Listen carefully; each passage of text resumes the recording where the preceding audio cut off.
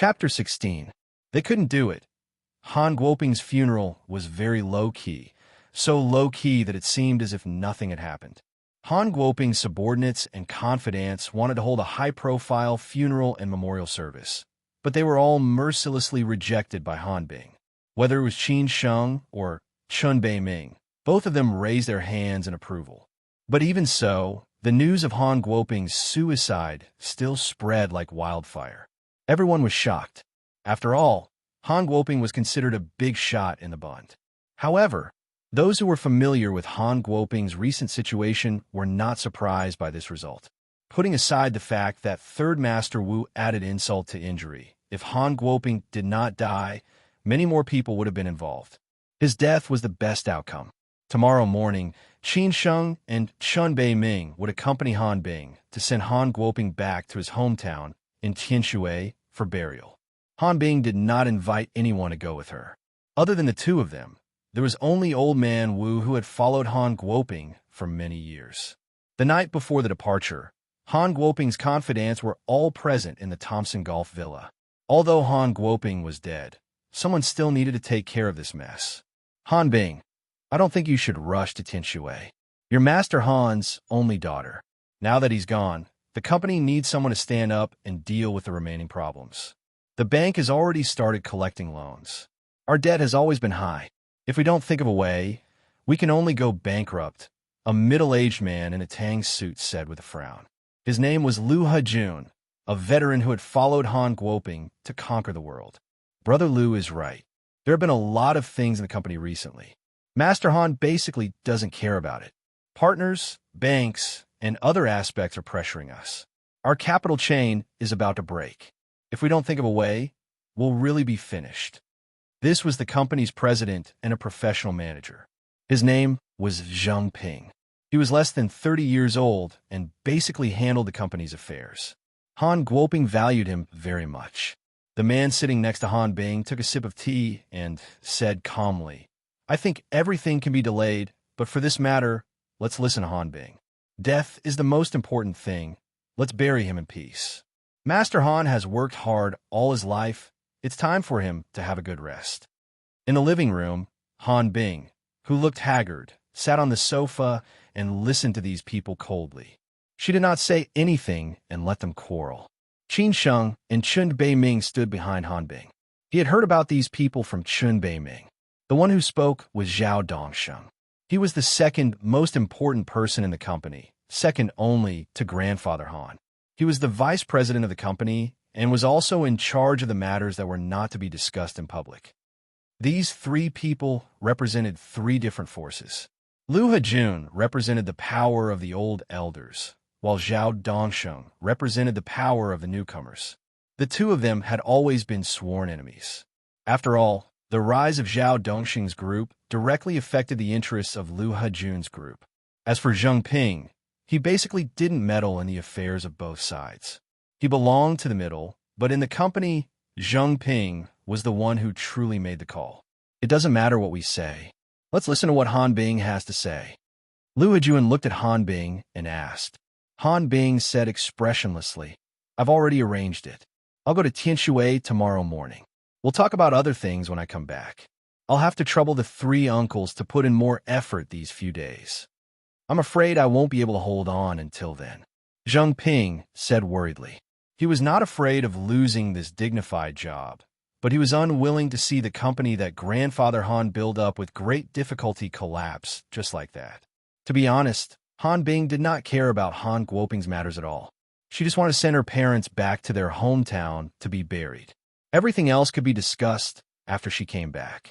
Han Bing had already made up her mind to go back to Gansu first. It would take her 2 days. The others could do nothing but listen to Han Bing's arrangements. After the three of them left, only Han Bing, Qin Sheng, and Chun Bei-ming were left in the living room. Chun Bei-ming said without hesitation, Miss, Lu Hejun and Han Dongsheng can't be trusted. Grandfather Han had always suspected that someone might be a traitor. Otherwise, so many things wouldn't have happened during this period. What about Zheng Ping? Qin Sheng asked casually. Chun Bei-ming sneered and said, He doesn't have the guts. This person's biggest strength is that he knows how to act according to the situation. That's why Grandfather Han put him in that position. Grandfather Han will be in charge of the big things, and he can do whatever he wants to do with the small things. Qin Sheng listened quietly. After a moment of hesitation, he asked, I want to know, will Han Bing be in danger during this trip to Tianshui? If there's no danger, old Wu and I won't go with her. At the very least, if something happens to Miss, it'll be the most beneficial for Lu Hejun and Han Dongsheng. Moreover, Grandfather Han's enemies once said that they would not let Grandfather Han have a good ending. Some people also used Miss to threaten Grandfather Han. Now that Grandfather Han has fallen, Miss is in the most danger, Chun Bei-ming said honestly. He had followed Grandfather Han for so many years and remembered many things. However, he had never been disloyal to Grandfather Han, because he owed Grandfather Han everything he had today. Without Grandfather Han, he might still be a fugitive now. Qin Sheng's expression changed slightly. It seemed that he had to get involved in this mess no matter what. At this moment, Qin Sheng's phone rang. He picked up the phone and looked at it. He was slightly confused. The others all looked at Qin Sheng. Qin Sheng did not want to pick it up, but he had no choice but to pick it up. Old Fox, what's up? What's up? Qin Sheng, where are you? Let's meet. Jiang Xianbang, who had just finished meeting his friends at Waldorf Astoria Hotel, said in a low voice. Qin Sheng said calmly, Where are you going? Waldorf Astoria Hotel lobby. After hanging up, Qin Sheng looked at Han Bing and said, I have something to do. I'm going out to meet an old friend. Go ahead. Han Bing smiled faintly. She then asked, Will you be back tonight? After saying this, she felt that this sentence was too ambiguous and lowered her head in embarrassment. I will be back. Qin Sheng nodded. Only then did Han Bing feel relieved. Qin Sheng drove a Mercedes-Benz from the Han family and went straight to Waldorf Astoria Hotel on the Bund. After Qin Sheng left, Chun Bei-ming asked meaningfully, Miss, do you know anything about this man? At this time, except for old Wu, Chun Bei-ming did not believe anyone. If it were not for Han Bing's insistence that Qin Sheng participate in the Han family's business, he would not have believed him. I don't know. I only know that my father asked him to protect me. Han Bing shook her head. She had never suspected Qin Sheng. Although they had only known each other for a few days, she trusted Qin Sheng very much. Before Grandfather Han's accident, Chun Bei-ming had only met Qin Sheng once. But he had heard Grandfather Han mention him twice. He was afraid that there would be an accident, so he said, I'm afraid that he might be sent by the enemy. Impossible. The night before yesterday, he was injured in order to protect me. The man who wanted to kill me was very powerful. I think his name is Yang Deng. Han Bing quickly explained. Hearing the name Yang Deng, Chun Bei-ming's face changed instantly. He asked, What did you say his name was? Yang Deng. Han Bing repeated. Chun Bei-ming squinted his eyes and pondered. He did not expect Yang Deng to take action. That third master who really wanted to kill him. However, this biological son could actually defeat Yang Deng. His skills were really not simple. He reckoned that he was not weaker than himself. He's fine. Old Wu, who had been outside, came in and said calmly. But his words were like a stabilizing force, making Chun Bei-ming completely relieved. When it came to judging people, he would never doubt old Wu, who had seen countless people. That's good. Maybe I'm just being paranoid. In the lobby of Waldorf Astoria Hotel, Jiang Xianbang sat alone in the corner and read the newspaper. He did not expect that he would really be responsible for cleaning up the mess of that kid. He did not expect that kid to almost kill the good seedling that third master Wu had cultivated. Han Guoping died. He committed suicide. His death was very sudden. Now, many people were staring at Han Guoping. He must not let this kid get involved. What's wrong? You're in a good mood. Did you think of me? After Qin Sheng arrived at Waldorf Astoria Hotel, he easily found Jiang Xianbang. After all, he was a dazzling sight no matter where he went. Staring at Qin Sheng, who was sitting opposite him, Jiang Xianbang scolded angrily. You still have the mood to quarrel with me when a disaster is coming. You really don't know how high the sky is. What do you mean by disaster is coming? Qin Sheng knew what Jiang Xianbang was talking about, so he deliberately laughed and said, Quickly break up with the Han family. This is Shanghai, not Zhongnan Mountains. You're really capable. You seriously injured Third Master Wu's confidant. If I didn't show up to protect you, you might have already entered Huangpu River to feed the fish. Jiang Xianbang was a little angry and scolded loudly. Jiang Xianbang had always been smiling like a Methriya Buddha. It was rare to see him angry. This time, he was really angry. After Qin Sheng heard this, he put away his mischievous face. Uncle Jiang, Han Guoping, is already dead. Are these people still not going to let it go? Qin Sheng no longer called him Old Fox, but respectfully called him Uncle Jiang. Jiang Xianbang sighed and said, Qin Sheng, there is never a lack of intrigue, and intrigue in places where there are benefits. Not to mention, this is Shanghai, where the country's pride is, and the Yangtze River Delta is even more complicated. Everyone may be involved in a complicated force. Han Guoping is also a big shot in Shanghai. Have you ever thought about why he chose to commit suicide in the end? No matter how powerful Third Master Wu is, he was not to this extent. He chose to commit suicide because he was involved in a more complicated matter, which gave this group of people a chance. But Han Guoping's daughter has nothing to do with this matter. Qin Sheng gritted his teeth and said, Han Bing had never touched Han Guoping's matters. Just because she was Han Guoping's daughter, did they have to kill her? Jiang Xianbang did not know what the relationship between Qin Sheng and Han Guoping was. Why did he have to get involved in this matter? So he snorted and said, You think a lot of things are too simple. When the tree falls, the monkeys scatter. When the wall is down, everyone pushes it. After Han Guoping's death, who will still think about his daughter? His subordinates are either thinking about saving their lives or making money for themselves. As for those outside, they're eyeing his huge business. Qin Sheng squinted his eyes. Jiang Xianbang was telling the truth. Do you know what everyone hopes for the most? Jiang Xianbang asked meaningfully. Qin Sheng pondered for a few seconds. His eyes changed instantly and said, Only Han Bing's death will be the most beneficial for all parties. It's good that you understand. Now, what do you know why I came to you? Jiang Xianbang nodded silently. Naturally, he would not watch Qin Sheng die. Qin Sheng finally understood. He also understood that Han Bing's trip to Tianshui was full of danger. But even so, he had to give up on Han Bing now. Chapter 17. Never coming back. Please collect monthly ticket. Qin Sheng had promised Han Guoping to protect Han Bing. Now that Han Guoping was dead, Qin Sheng could totally ignore Han Bing. It was just a promise. In this society, if anyone took it seriously, they would pay the price with their life, and everyone would call them stupid. But at this time, Han Bing had no one to rely on. Qin Sheng could not just stand by and watch her die. If he really did that, he might feel guilty for the rest of his life. There are things a man could do and not do, but the most important thing for a man was to be responsible. Therefore, Qin Sheng was determined to step into the muddy waters this time. No matter how big the waves were, Qin Sheng had to fight them. He only had one goal, which was to protect Han Bing. Uncle Jiang, thank you. Thank you very much. I know you were thinking for me. Qin Sheng shook his head and smiled bitterly. But I can't watch Han Bing die. This is not my character. Unless I die, no one can touch Han Bing. Why are you so stubborn? Jiang Xianbang did not expect the final result to be like this. Not only did he not dissuade Qin Sheng, but he also made Qin Sheng firm in his decision. Qin Sheng sneered. I'm alone.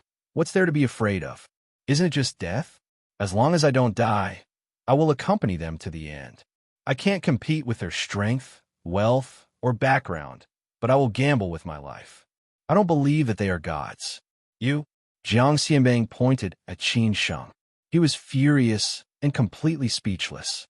He did not know what to say. Qin Sheng stood up and bowed to Jiang Xianbang with a smile. Then he turned around and left. Jiang Xianbang looked at Qin Sheng's back and pondered. He had done all he could, but Qin Sheng still chose to do this. He could not predict the final result, but he had a clear conscience. After a long time, Jiang Xianbang was relieved. If Qin Sheng agreed, then he might not be the Qin Sheng he knew. Jiang Xianbang had no choice but to quickly contact his friend in Gansu. This was the last thing he could do for Qin Sheng. After confirming the relationship, he sent a message to Qin Sheng. There is only a phone number and a short sentence. Look for me if you need me. Sigh. What kind of sin have I committed? After sending the message, Jiang Xianbang did not know whether to laugh or cry. Sin? He had committed too many sins. It was already a miracle that he was still alive. If he did not owe old man Qin a huge favor, he would not have done so many things for Qin Sheng. Perhaps this was karma. Qin Sheng did not return to Thompson Golf. Instead, he called Xia Ding. Xia Ding said he had nothing to do at home. At the entrance of the neighborhood, he happened to see Xia Ding sending a pretty lady out. That lady was wearing a deep black V-neck dress, her breasts faintly discernible. She was the real deal. Most importantly, it wasn't the one from last time. The beautiful woman was sent away by Xia Ding's driver. Xia Ding had already seen Qin Sheng. He walked straight over and said, "Boss, what's wrong? Why do you look so pale? Aren't you afraid that your body will collapse if you do this?" Qin Sheng said angrily, "Ding Xia Ding Xia Ding Ding. I ding Xia I ding ding Xia F asterisk CKU." Qin Sheng pointed his middle finger at him. Xia Ding did not get angry. He laughed out loud and put his arm around Qin Sheng's shoulder as they walked into the neighborhood. After entering the door, Qin Sheng sat on the balcony while Xia Ding brought over the unfinished bottle of red wine. The two of them drank and enjoyed the night view of Shanghai while eating peanuts. Qin Sheng vaguely remembered that when he first arrived in Shanghai, the first time he stood at Lujiazui and looked up at the tall buildings. His first reaction was awe, followed by the desire to have a place here. 6 years had passed. When he returned to Shanghai, the awe had disappeared. There was more ambition hidden under the calmness. "Boss, what are you thinking about?" Xia Ding frowned and asked when he saw Qin Sheng was lost in thought.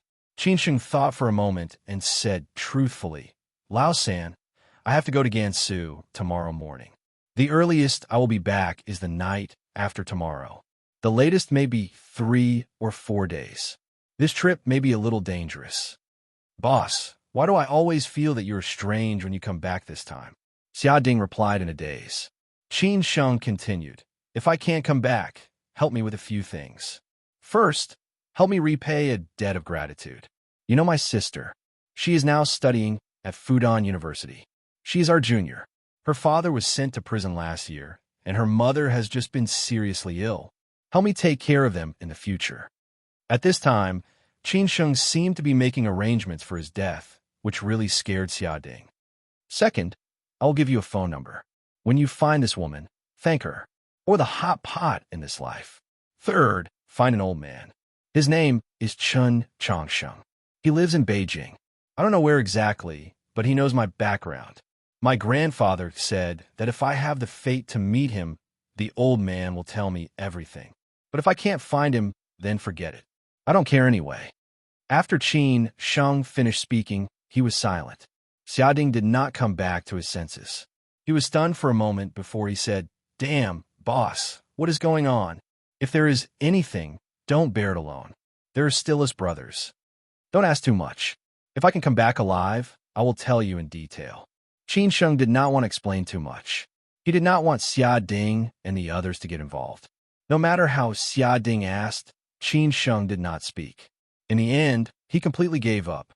He could only pray that Qin Sheng would be fine and wait for him to come back. Qin Sheng did not stay at Xia Ding's place for long.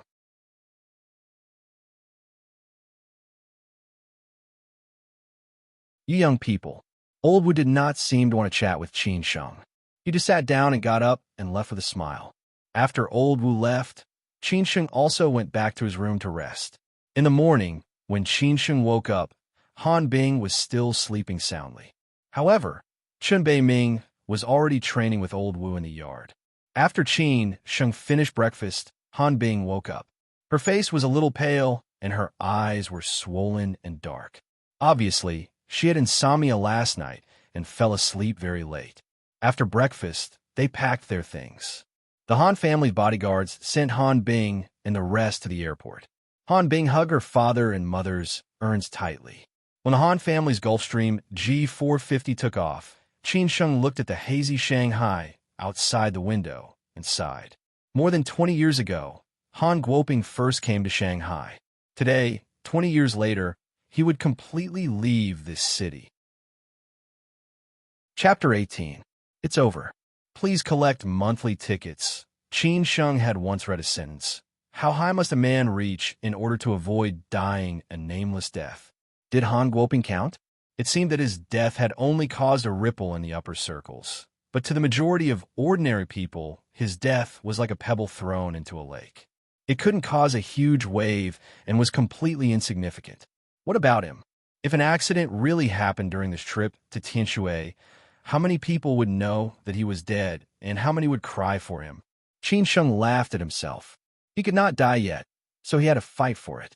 It was not the first time he had encountered such a crisis in the past 2 years. It was the first time for Qin Sheng to take a private jet. He was not excited at all. After all, he was not a hothead who had never seen the world. Since he was a child, he had been nurtured by his grandfather to have this kind of character, so he did not value these worldly possessions. Han Bing, who was sitting opposite, was also staring out of the window. Maybe she was thinking about what Qin Sheng was thinking. Han Guoping and his wife's ashes were placed on the seat next to them. Chen Beiming and old Wu sat behind them. You didn't sleep well last night, did you? I'll wake you up when we get there. There are many things to do in Tianshui, Qin Sheng said softly, feeling sorry for Han Bing. Han Guoping's death was a huge blow to Han Bing. From that day onwards, she could not return to her former self. She felt an invisible pressure that was about to crush her. Okay. Han Bing nodded. She was really tired, so she closed her eyes and fell asleep soon after. Qin Sheng looked at the exhausted Han Bing. She had lost a lot of weight these few days. Her face was pale, and she had dark circles under her eyes. She was no longer the Ms. Perfect who had been arrogant when they first met. Qin Sheng sighed. Our fathers are our biggest support. When they fall, we who do not want to grow up have to grow up. It took 2.5 hours to fly from Shanghai to Tianshui, Gansu Province. Tianshui was a small city, but it was considered a good city in the western region, excluding the provincial capitals. Tianshui Airport was very small, and there were only a few flights to the nearby provincial capitals. When the plane landed, Han Bing and Qin Sheng walked out of the airport with Han Guoping and his wife's urns in their arms. Han Bing took a deep breath of the dry air, gritted her teeth, and said, Dad, Mom, we are going home. The air was filled with the smell of loess and sand. It was already the end of October. Compared to Shanghai, which was still warm, this place had already entered the rhythm of winter. On the tarmac of the airport, the relatives of the Han family had been waiting for a long time. When a man achieves the Tao, even his chickens and dogs rise to the heavens. Han Guoping's life in Shanghai was limitless, and these relatives of his from his hometown had also become local tycoons under his protection. Han Guoping's hometown was some distance away from Tianshui City. It was located in the mountains 30 kilometers southeast of the city. It belonged to the Meiji district. The most famous place nearby was the Meiji Grotto, but it was still some distance away from their Han village. After getting used to the skyscrapers in Shanghai, looking at the endless mountains in the northwest, it actually had a special charm. This mountain was called Long Mountain, which belonged to the Qinling Mountains like Zhongnan Mountains. The Han village was at the foot of a small mountain, which was also called Wangya Mountain. There had never been a Wangya, but the most powerful person there was Han Guoping. This was Han Guoping's hometown. After Han Guoping became rich, he naturally did not forget about this place. The village road and the highway that led to the provincial road outside were all built with Han Guoping's money. There were also dozens of new houses in the village and a small square. Although most of the relatives of the Han family had moved to the city or Lanzhou, they would return to their hometown during Chinese New Year. Therefore, when Han Guoping was in trouble this time, the villagers came to help. Qin Sheng, who had lived in Zhongnan Mountains since he was young, had a natural affinity with the mountains.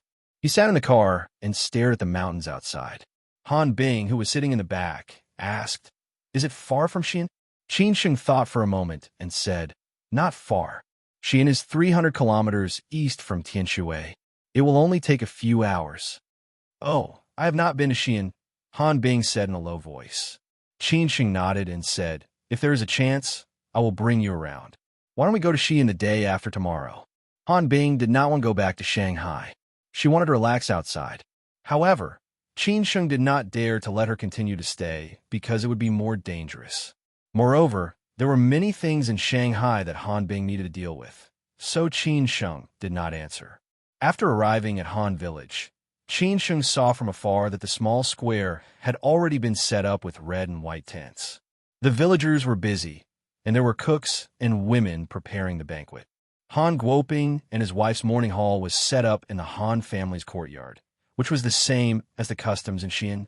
When a motorcade arrived at the Han family, the relatives of the Han family surrounded them. The women began to cry bitterly, as well as Han Guoping's cousins. Qin Sheng did not know who was really sad and who was pretending to be sad. At this time, the funeral band also started to play sad music. The atmosphere was extremely sad. Han Bing was already in tears. Qin Sheng and Chun Bei Ming just followed behind.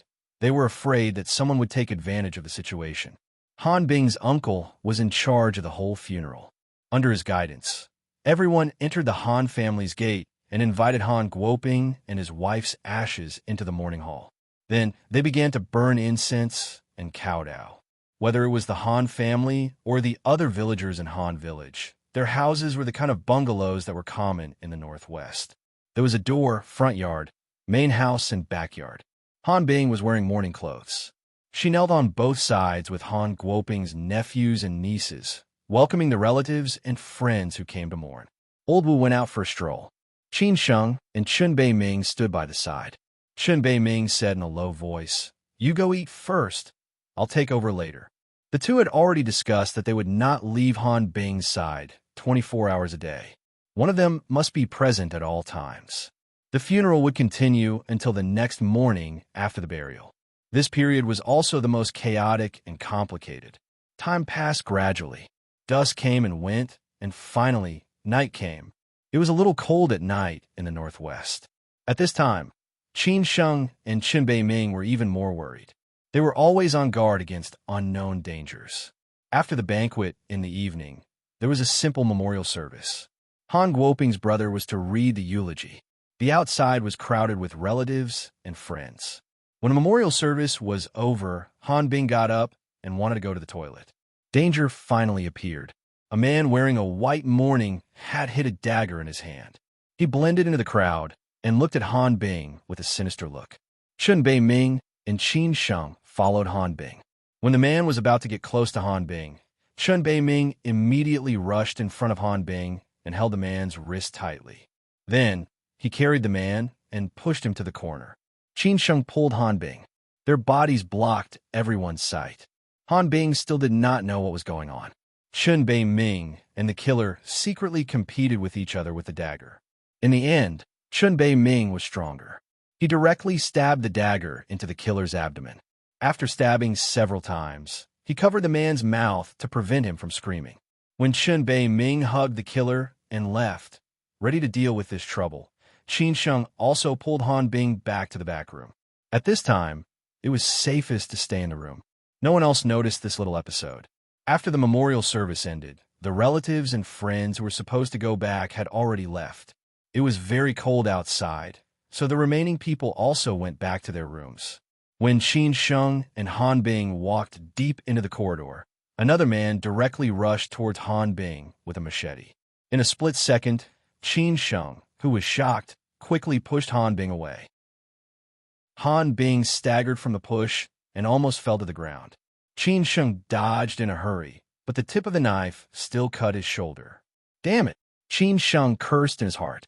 After the furious Qin Sheng came back to his senses, he lifted his leg and kicked toward the side of the killer's face. However, it was blocked by the killer's arm. The killer's machete in his hand once again slashed towards Qin Sheng. Qin Sheng bent down to avoid it. Before the killer turned around, he directly hit the killer's back with his elbow.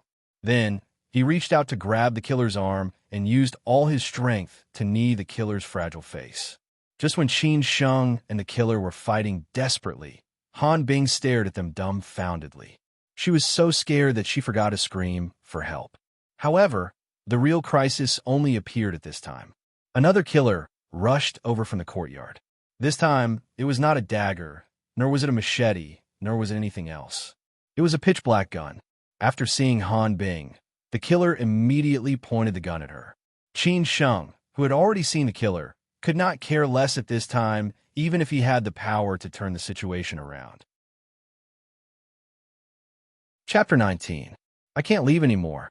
I wish everyone a happy Christmas Eve. Old Guan is still working hard on his novel. Can you guys collect his book and vote for him? Qin Sheng and Chun Bei-ming had been on high alert ever since they arrived at Han Village. After all, this kind of funeral was messy and no one knew each other. Everyone thought that it was a friend or relative of the Han family. This was the perfect opportunity for those people. They didn't expect that after a whole day, they would make their move when it was almost nighttime. What was more unexpected was that they actually used a gun. Qin Sheng's heart was dead. Was Han Bing really going to die like this? At this critical moment, just as the killer was about to shoot, a brick floated out of nowhere and hit the killer's wrist. The gun in his hand was thrown a few meters away. Qin Sheng then noticed that Old Wu was standing at the door not far away. He was the one who threw the brick. Otherwise, how could he be so accurate? Without any hesitation, the killer bent down to pick up the gun. Qin Sheng pushed the killer who was fighting with him towards Old Wu. Then, he rushed towards the killer who was trying to pick up the gun and kicked him in the back. The killer was sent flying towards the gun beside him. When he wanted to get up, Qin Sheng, who was the first to get up, kicked him in the stomach again. Elder Wu had already rushed over and directly entangled with the other assassin.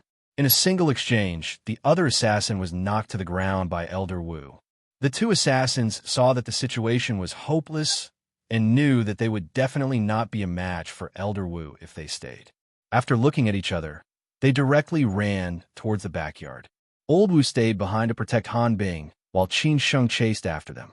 When he reached the backyard, the two killers had already jumped over the wall and escaped. Qin Sheng didn't dare to chase after them.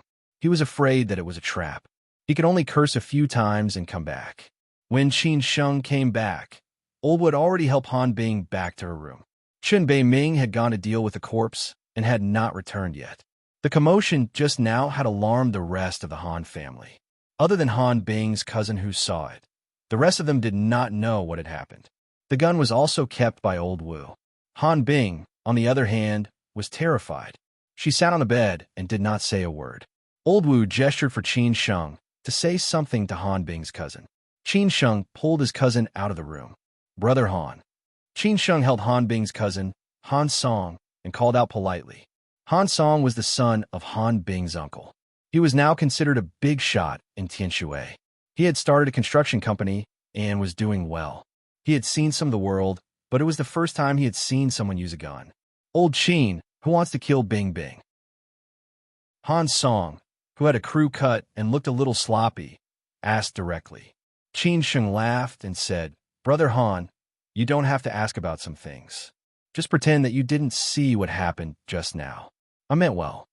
Bing Bing is my little sister. How can I sit back and do nothing? Han Song insisted. Qin Sheng shook his head and said, If you really need help, I definitely won't hesitate. However, those are all Master Han's enemies in the Yangtze River Delta. You really can't help much. When Han Song heard this, he finally understood what she meant. He did not even dare to say that he was omnipotent in Tianshui, let alone in a place like Yangtze River Delta.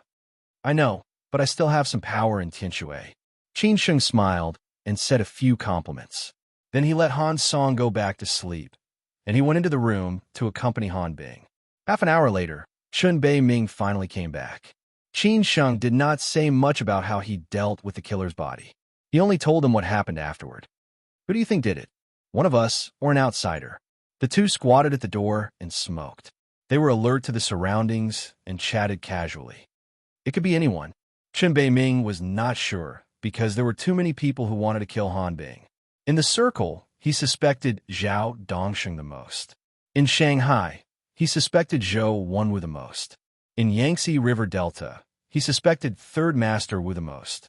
Qin Sheng sighed and said, Han Bing is the only heir to Master Han's big business. If they want to get their hands on it, they must get rid of Han Bing. However, even if they get through tonight and tomorrow night, there will be danger at any time in the future. This is not a solution.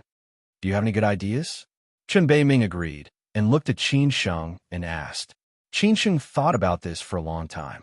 He hesitated for a moment and said, Han Bing gave up on inheriting Master Han's business. The whole company is bankrupt and liquidated. If they have the ability, they can take whatever they want. What did you say? Chen Beiming was shocked. This is the family business that Master Han worked so hard to build. How can he give it up just like that? Sometimes life is more important than these things. Moreover, Han Bing may not be willing to inherit it.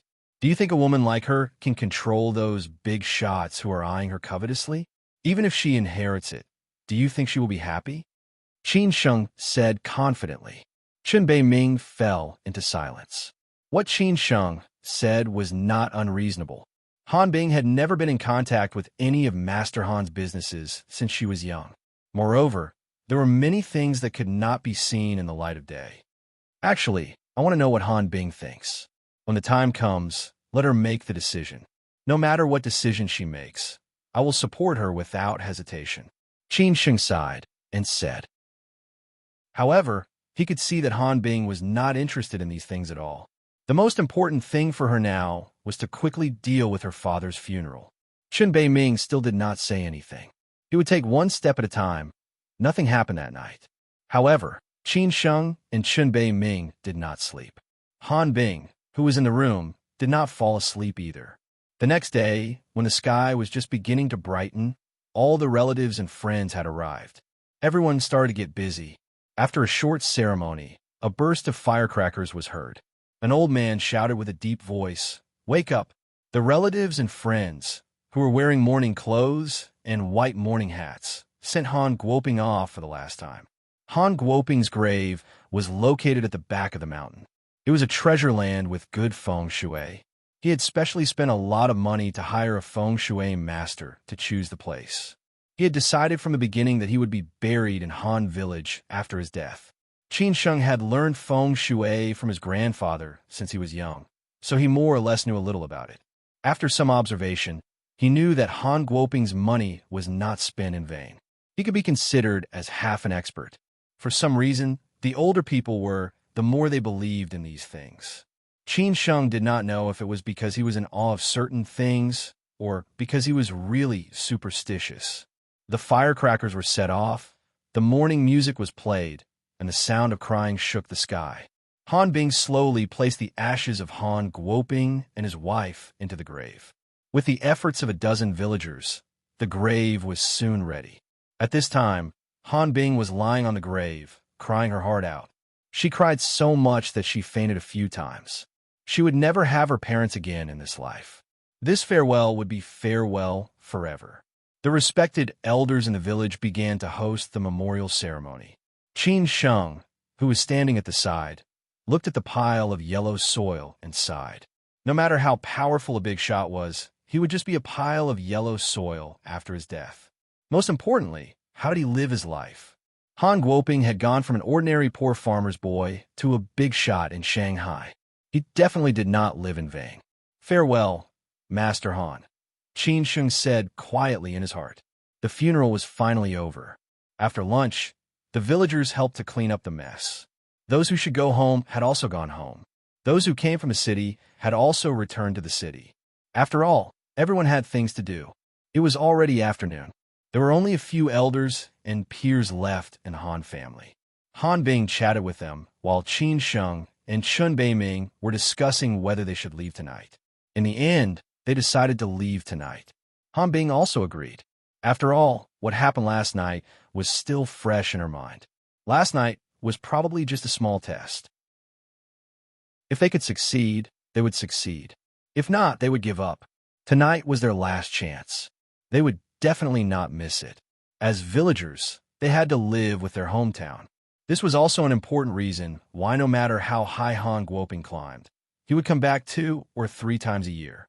Apart from paying respect to the elders who had passed away, the most important thing was to interact with the elders and peers in the village. He could not let others say that he had become rich and forgotten his roots. Therefore, the last part of the funeral was to return the gifts. The relatives of the Han family had already bought the gifts and brought Han Bing from house to return the gifts, thanking them for their help in the past 2 days. Qin Sheng, Chen Bei Ming, and Old Wu followed them. After they were done, the sky had already turned dark. Han Bing said goodbye to the elders in the family. Her uncle and uncle stayed in the village and would return to the city the next morning. So they arranged for Han Song and another cousin to send them back to the city. The Han family had already booked the best hotel in Tianshui. They would stay in Tianshui tonight and take the Gulfstream G450 to Shanghai the next morning. When they parted, Han Bing was a little reluctant. After all, she had completely left her parents here. In the future, she would probably only come back to see them 3 times a year. This made Han Bing feel bad. As for the conflict between her and her father, it had already disappeared when she found out that her father had committed suicide. Chen Beiming drove Han Bing's uncle's Range Rover. Qin Sheng sat in the passenger seat, while Han Bing sat in the back in a daze. Qin Sheng comforted her. Life and death are up to fate. People have to look forward. Han Bing, you still have a long way to go. I know, Han Bing said quietly. The sky was completely dark. Han Bing's cousins and Old Wu were in the Toyota Prado, while the Land Rover was following behind. They were now on a mountain road. After they finished this section of the road and went around the mountain, they would reach the provincial road. Only then would they be safe. Qin Sheng and Chen Beiming had studied the route in the afternoon. This section of the road was the most dangerous. If they did not make a move in Han Village, the gang would most likely make a move on this section of the road. Secondly, they would look for opportunities when they reached the city. So at this moment, they did not dare to relax. Chapter 20. Rather break, never give way. Merry Christmas to everyone. Give me your collection and monthly tickets. This road only led to Han Village. There were not many cars on this road, let alone at night.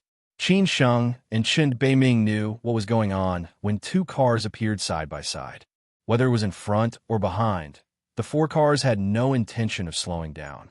The left side of the mountain road was a ravine, and the right side was a barren hill overgrown with weeds and trees. Fortunately, it was not a dead end with a cliff, or they would definitely die here tonight. Han Song, who was driving in front, did not know what was going on. He was still waiting for others to make way for him. Old Wu, who was sitting in the passenger seat, pulled the steering wheel to the right and shouted, "Step on the brake." Han Song had never encountered such a situation before. He was shocked by Old Wu's roar and subconsciously stepped on the brake. The Toyota Prado went to the mountain next to him, directly breaking 2 small trees and finally crashing into a big tree before it stopped. Old Wu was already over 60 years old and had experienced all kinds of storms. After pulling the steering wheel and losing control of the Toyota Prado, he unlocked the door as fast as he could and jumped out of the car without hesitation. He rolled a few times before stabilizing himself. Although he was in a sorry state, he was too agile. Chen Beiming, who was behind, was much calmer than Han Song.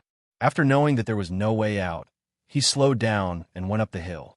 Unfortunately, there were only trees on the side of the road, and he had no choice but to stop. "Get out!" Chen Beiming shouted.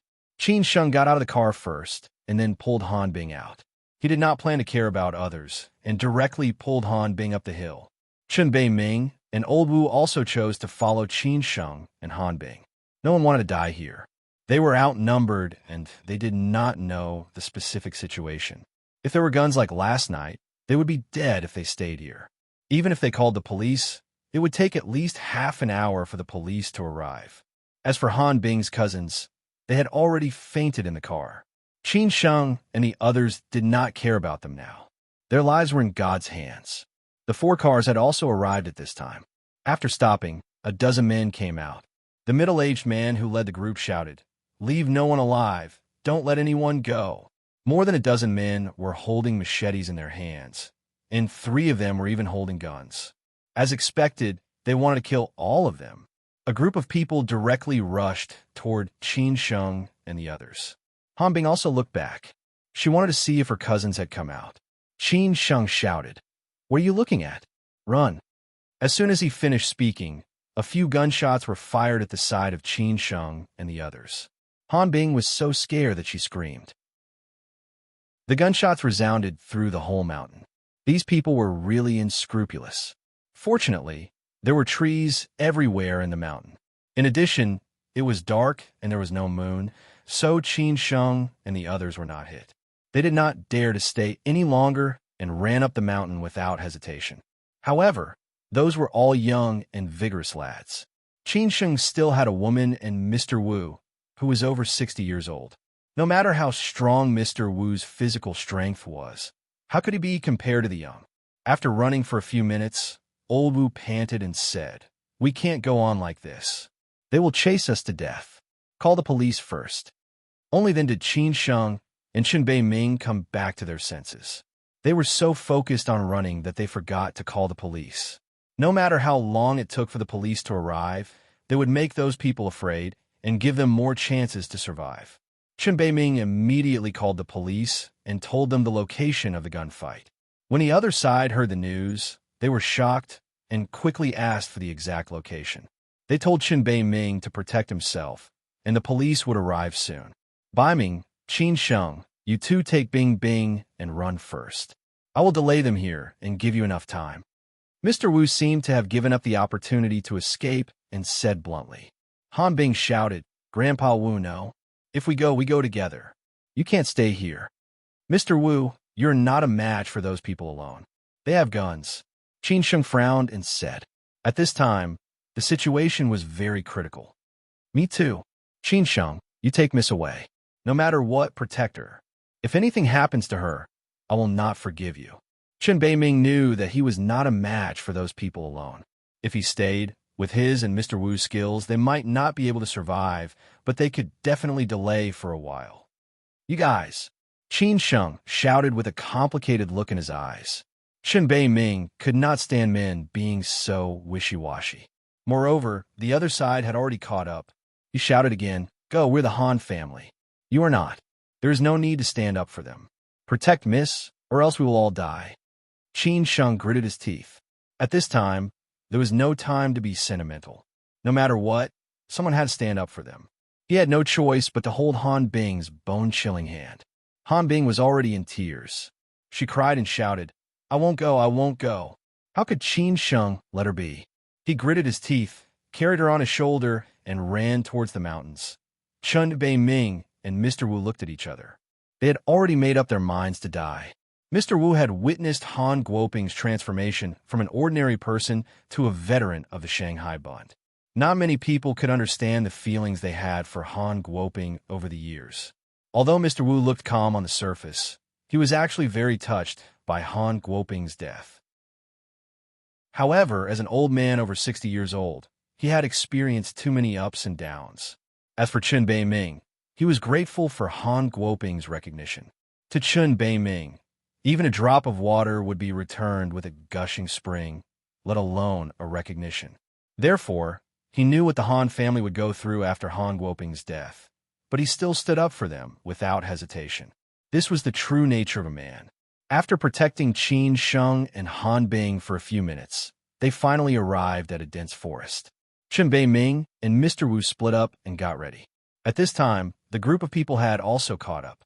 Chen Bei-ming held the gun in his hand. Although it only had a few bullets, it would definitely be able to delay the opponents for some time. Mr. Wu only held a dagger. With his strength, he could also handle a certain number of people. Tonight, they would be unrestrained. When the nearest man arrived, Chen Bei-ming, who was hiding behind a tree, aimed and directly shot him in the head. The gunshot was ear-piercing, and the man fell to the ground. This shot directly stunned the group of people. The dozens of men were stunned and did not dare to come closer. "Boss, what should we do?" The man next to him asked the middle-aged man. The middle-aged man said in a deep voice, "I didn't expect them to have guns. But it's okay. There are only a few of them. We have so many people. If we split up and surround them, I don't believe they can leave alive." Under the middle-aged man's command, the dozens of men immediately split up and formed a circle. 3 men with guns were in 3 different directions. During this time, Chen Bei-ming fired another 2 shots, but unfortunately, he did not hit his opponent. Out of 7 bullets, only 5 are left. Chun Bei Ming and Mr. Wu originally wanted to attack while kicking, but they were too busy, so they let them surround them.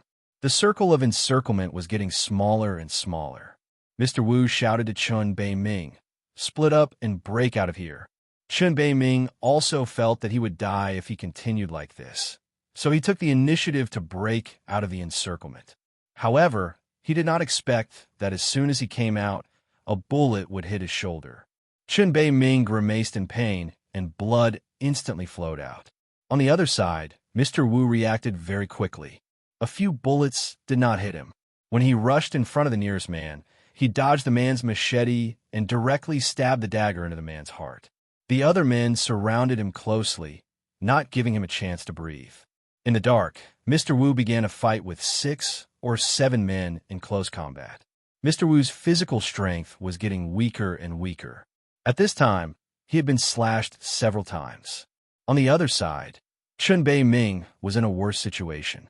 The 3 armed men directly aimed at him and shot at him from 3 directions. Chun Bei Ming's bullets were quickly used up.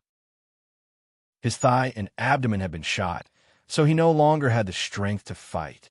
He began to be in a trance, and his eyes began to blur. He leaned against the tree and did not want to fall. To him, a man could die standing, but he would never live lying down. He just wanted to die standing up. After making sure that he had used up all his bullets, the 3 men slowly approached Chun Bei Ming. After finding that he had completely lost the ability to fight back, they coldly snorted and directly raised their guns to Chun Bei Ming's heart. "I'll send you on your way," the man said coldly. Chun Bei Ming sneered and said, "Master Han, Lil Chun is here." When the gunshots rang out, he could have lived a dignified life and could have continued to make a name for himself in the Bund as long as he agreed to cooperate with his enemies. However, he refused without hesitation. This was Chun Bei Ming. It was a pity that he would die in a foreign place. When Chun Bei Ming closed his eyes, Mr. Wu finally could not hold on anymore. He was continuously slashed by machetes, and several people on the opposite side were also injured. Finally, one of the men directly stabbed the old man's heart with a machete. The old man stared angrily at the gang of bandits, and then slowly fell backward. The old man, who was feared by many people in the Bund, finally fell to the point of being hacked to death. In fact, they could have avoided all this. They only needed to take a step back. However, people did not live for money, power, or status. They must have a bottom line and principles. Otherwise, they would just be walking corpses. Chapter 21. Fight to the Death. New week. Wish everyone all the best. Collection. Monthly tickets. The more the better. Old Wu and Chun Bei Ming had sacrificed their lives to buy precious time for Qin Sheng and Han Bing. At this moment, Qin Sheng had already dragged Han Bing and ran far away.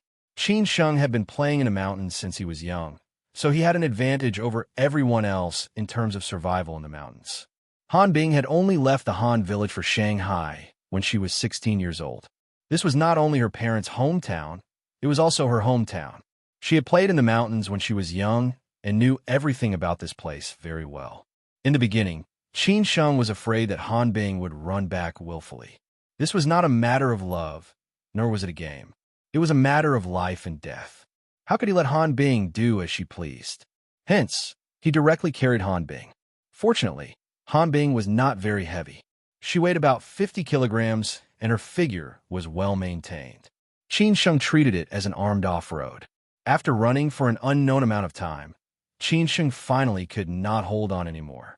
In addition, Han Bing kept struggling, and Qin Sheng's hand was placed on her perky butt, which made her blush. After putting Han Bing down, Qin Sheng panted heavily. This was already his limit. Fortunately, he had great stamina. If he was an ordinary person, he would not have been able to run for a long time. Qin Sheng did not dare to rest for too long, for fear that the group of people would catch up. After recovering, he continued to run forward while pulling Han Bing. This time, Han Bing could keep up with Qin Sheng. How many roads are there in this mountain area? Where's the nearest and furthest? After running for more than 10 minutes, Qin Sheng asked in a low voice. He did not dare to move forward blindly. At this time, returning to the city was the safest. He was already ready to contact the friend that Jiang Xianbang had told him about. Han Bing was not sure herself. She took out her phone number and found that there was still signal. Fortunately, this was not deep in the mountain area. After locating a location, she said, "There are roads in the east, west, and north. The one in the north and east is the Lianhua Highway, and the one in the west and south is the tourist route connecting Meiji Mountain Grotto and Jingta Temple. Which is the nearest?" Qin Sheng continued to ask. Han Bing passed the phone to Qin Sheng and said, "The highway in the east."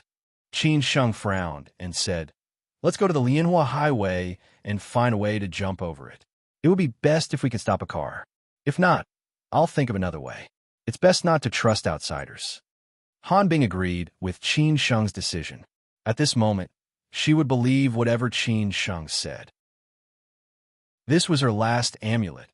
At the place where Chun Bei Ming and Old Wu were killed, the group of men searched everywhere, but found no trace of Han Bing. The leader of the group cursed. "What the hell are you guys doing? How could you let her escape when there are so many of you?" "Boss, we all thought that they were all here. We didn't expect to be tricked," said one of his subordinates. The middle-aged man cursed loudly. "Damn it, where can we find them in such a big mountainous area? We took the money. We can't just not do something, right? F***CK. "Boss, let's think of something else," one of his subordinates suggested. Another subordinate ran over and said, "Boss, Brother Han said that the police have been dispatched. Someone must have called the police." "Damn it. Hurry up and deal with the corpses. Once you're done, hurry up and leave," the middle-aged man cursed. The others hurried to clean up the mess. Qin Sheng and Han Bing did not know how long they had been running. At this moment, they were already exhausted. Finally, they flipped onto the Lianhua Expressway. On this main expressway in the northwest, there was a lot of traffic. However, no one stopped for a long time. In the end, Qin Sheng and Han Bing were completely enraged. They stood in the middle of the expressway and turned on a flashlight on their mobile phones to stop cars. Finally, they stopped a Toyota Camry. Qin Sheng did not dare to go up and say anything. He was afraid that people would think that he was a robber. At this time, Han Bing played her advantage. After all, she was a beauty. Han Bing used the excuse that they were backpackers and found the expressway to stop cars because they were lost. Finally, the two men in the Camry believed her and brought them to the direction of Tianshui City. The two men happened to be going back to Tianshui City. When the Camry was on the road again, Han Bing finally relaxed. Suddenly, she hugged Qin Sheng and cried bitterly. She really thought that she would die here. Moreover, she did not know whether Chun Bei Ming and Old Wu were dead or alive. "It's okay, it's okay." Qin Sheng comforted Han Bing. He was afraid that the two men in front of him would think that he was a human trafficker. Not long after, Han Bing, who had cried enough, fell asleep leaning against Qin Sheng. Her experience during this period of time was completely different from her previous life. How could she adapt to it? After Han Bing fell asleep, Qin Sheng took out his mobile phone and dialed the number. Not long after, the call was picked up. Obviously, Jiang Xianbang had given Qin Sheng's number to the man. He asked directly, "Is this Qin Sheng?" "Uncle Zhao, thank you," Qin Sheng said politely. The man was called Zhao Quan. He started his career by doing shady things. Later, he succeeded in clearing his name. Now, he was very powerful in Gansu. Zhao Quan said lightly, "Old Jiang and I have been good friends for many years. You are his godson, so you are also my son. You don't have to be so polite." "Godson?" Qin Sheng cursed Jiang Xianbang in his heart for taking advantage of him. However, he also understood what Jiang Xianbang meant. Only when he was important enough would others pay attention to him. "Uncle Zhao, do you know anyone in Tianshui?" Zhao Quan was not Jiang Xianbang. Of course, Zhao Quan did not dare to joke around. He knew how to conduct himself. "I am in Tianshui." Zhao Quan, who was socializing with the leaders of Tianshui City at Emperor Shi Avenue, said calmly, "Old Jiang said that your trip to Tianshui will be dangerous. Coincidentally, I have something to do in Tianshui, so I came here 2 days earlier. Where are you now? I will send someone to pick you up." "I encountered something. I am on the Lianhua Expressway. It will probably take me an hour to reach the city," Qin Sheng said honestly. Zhao Quan was silent for a moment and said, "Okay, go directly to Emperor Shi Garden Hotel. No matter what happens, don't panic. I dare not say that you are in Gansu, but in Tianshui, no one will dare to touch you." Hearing this sentence, whether it was exaggerated or was really so powerful, at least Qin Sheng felt more at ease. He was afraid that this group of people was too powerful. After hanging up the phone, Qin Sheng immediately told the two men in front of him that he would have to trouble them to send them to the Shiyuan Hotel later. He would give them the 500 yuan fare when they arrived. Someone could make the devil push the millstone. 500 yuan was not a lot, but to many ordinary people, it was a windfall. The two men, who were depressed about their bad luck, immediately smiled and said, "No problem." Zhao Quan was not in a hurry to go in. He threw the heads of the leaders on the table and then called Jiang Xianbang to inform him of what had happened. Jiang Xianbang, who was meeting an old man in Xishan, smiled and said, "Old Zhao, thank you.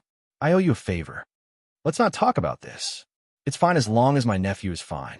If something happens to him in my territory, I will not be able to face you." Zhao Quan laughed. After more than an hour, Qin Sheng and Han Bing finally arrived at Emperor Shi Garden Hotel in the city. Zhao Quan was not done yet. He asked his confidant to take Qin Sheng and Han Bing to have a bath and a meal. He would come over later. As for the Han village, the police had already arrived. Unfortunately, apart from the two abandoned cars, they found nothing else, including the Han brothers, Chun Baiming, and Old Wu's bodies. Those people seemed to be very good at doing this kind of thing. The police controlled the scene, asked for reinforcements, looked for evidence, and so on. At the same time, they investigated the background of the two cars and soon contacted the Han family. The elders of the Han family were shocked and called the Han brothers and Han Bing. Han Bing's phone kept ringing. Qin Sheng told her not to worry and to discuss with Zhao Quan later to decide what to do. Half an hour later, Zhao Quan finished his work and came in smelling of alcohol.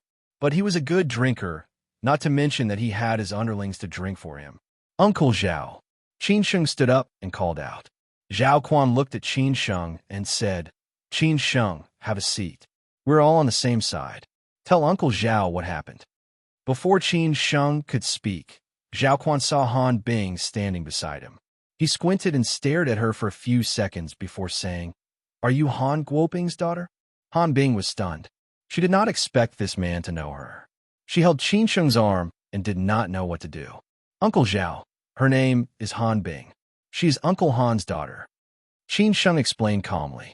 Hearing Qin Sheng's words, Zhao Quan smiled at Han Bing and said, "Don't be afraid.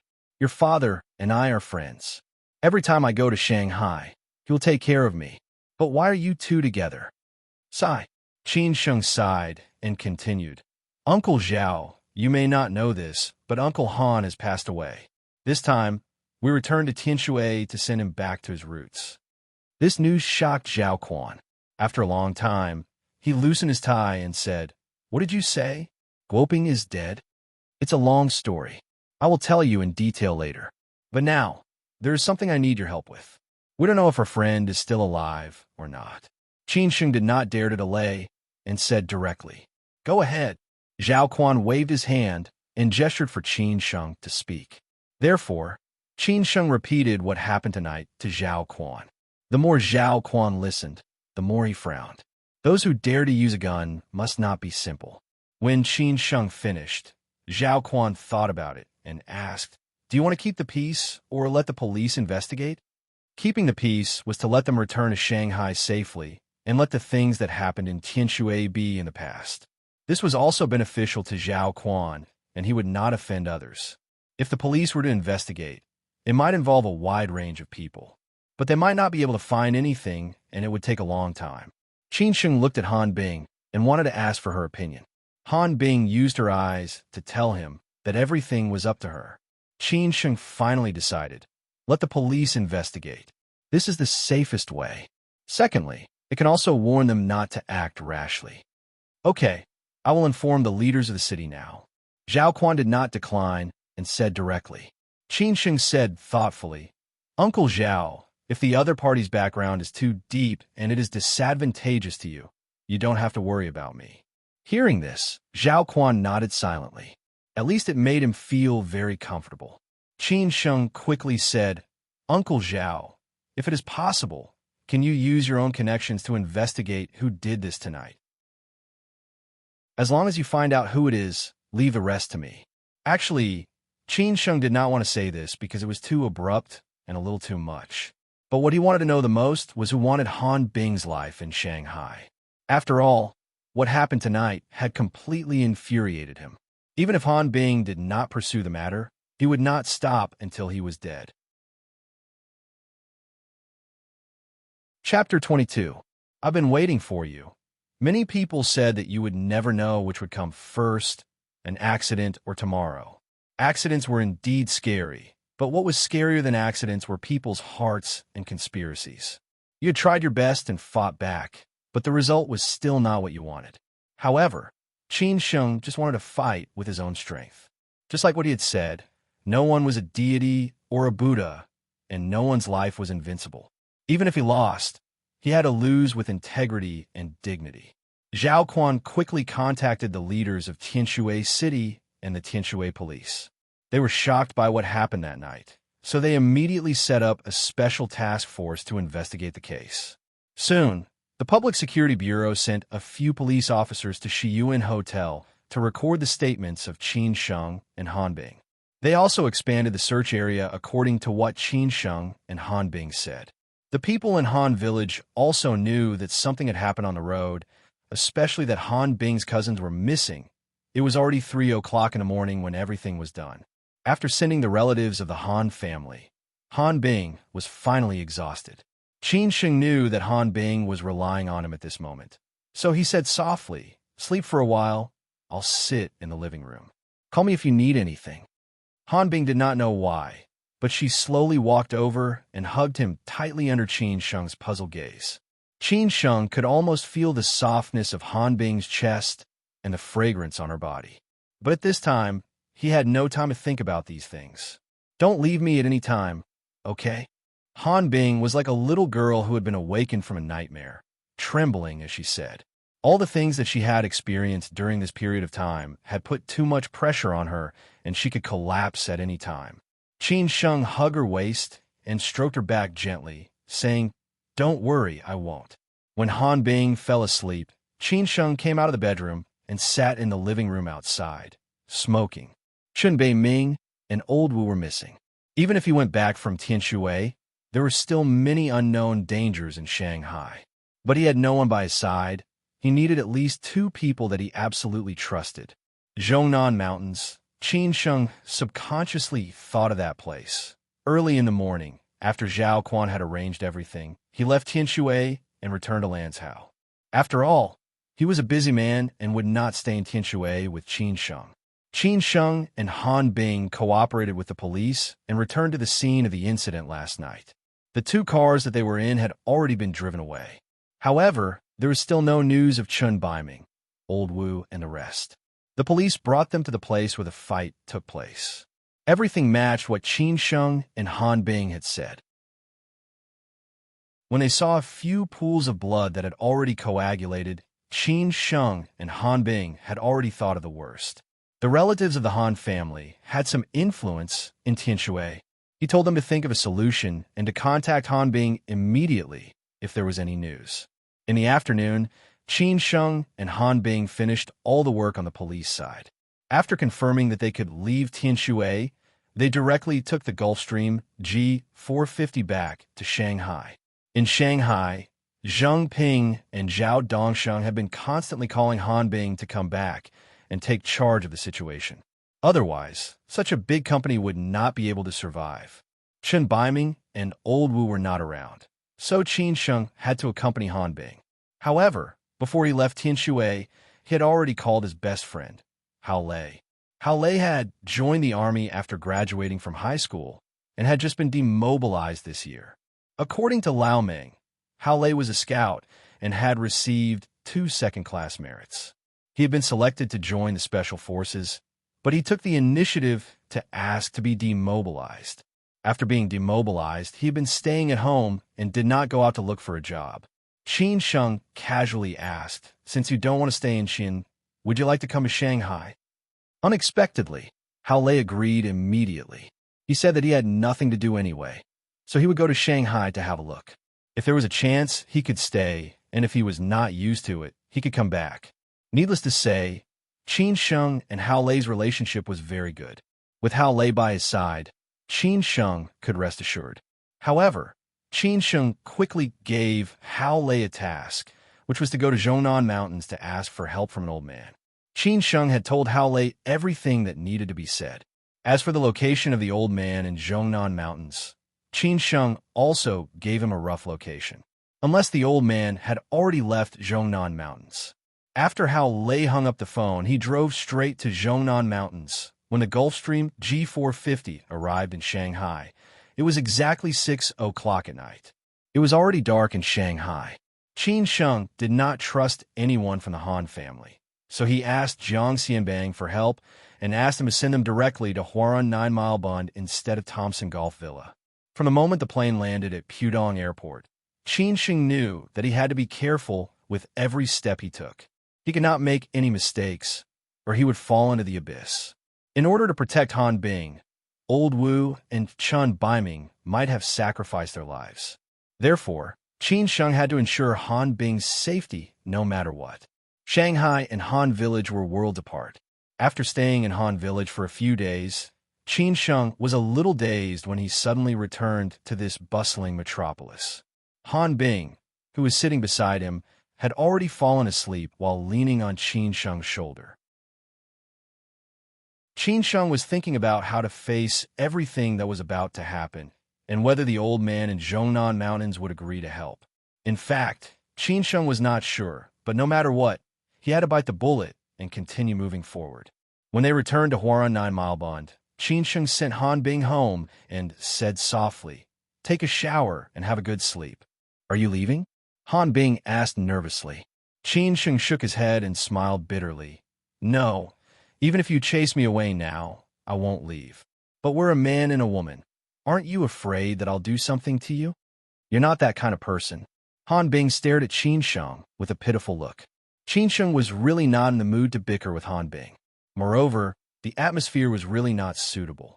He just patted her shoulder and said, "Go in and sleep." Han Bing nodded and went back to the bedroom. She took a shower and went straight to sleep.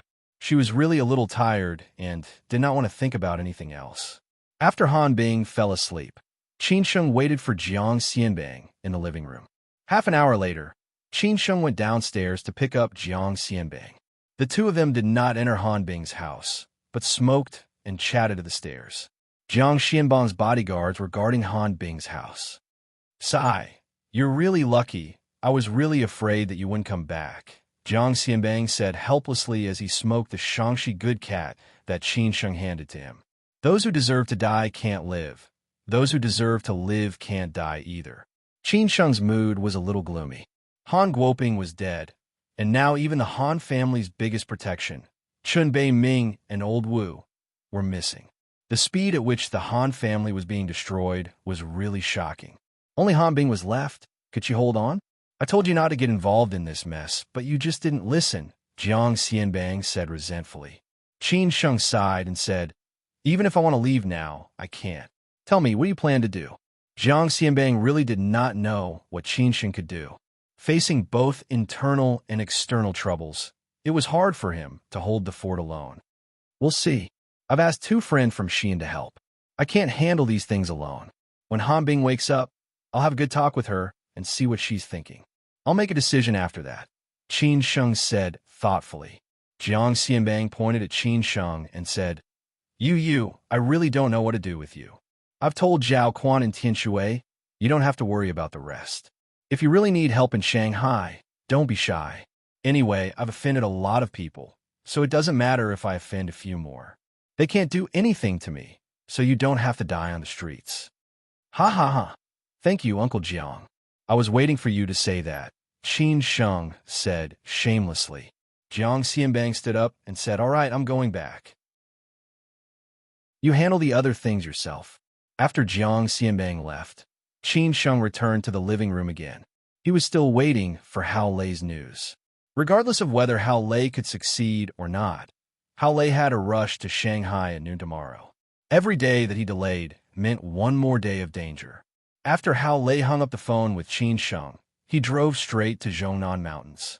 The place was really hard to find. In the end, he could only park his car by the roadside and walk to the thatched cottage where the old man lived. Hao Lei followed the route that Qin Sheng said and searched for nearly 2 hours. His shoes were almost worn out, and he finally found the place. It was located halfway up the mountain, and there was only a stone path leading to it. There were 3 primitive thatched cottages and a fenced yard. There were a few trees and a few vegetable fields in the yard. Hao Lei had only heard that there were many reclusive masters living in Zhongnan Mountains, but today was the first time he saw them. This feeling made him feel like he had returned to the farming culture of the past. "Is anyone there?" Hao Lei shouted loudly. From the outside, he could see that there was a withered yellow light coming from the window of the thatched cottage in the middle. It was not the light from a light bulb, but from a bonfire or kerosene lamp. Hao Lei shouted a few times, but there was still no response. In this deep mountain forest, coupled with the sounds of all kinds of wild beasts, it really made people feel very creepy. If it were not for Hao Lei's strong mental strength, ordinary people would have been scared away long ago. He slowly approached the thatched cottage, his whole body tensed up, ready to deal with any sudden crisis. Finally, he pushed open the old wooden door. The door bolt looked like an antique. After an ear-piercing squeak, the door was finally pushed open. At this time, suddenly, someone said, "Isn't it a pleasure to have a friend from afar?" The voice was low and hoarse, like the last words of an old man who was about to be buried, shouting with his last strength. It scared Hao Lei so much that his legs became weak. He walked in shakily, and only then did he get a clear look at the situation inside.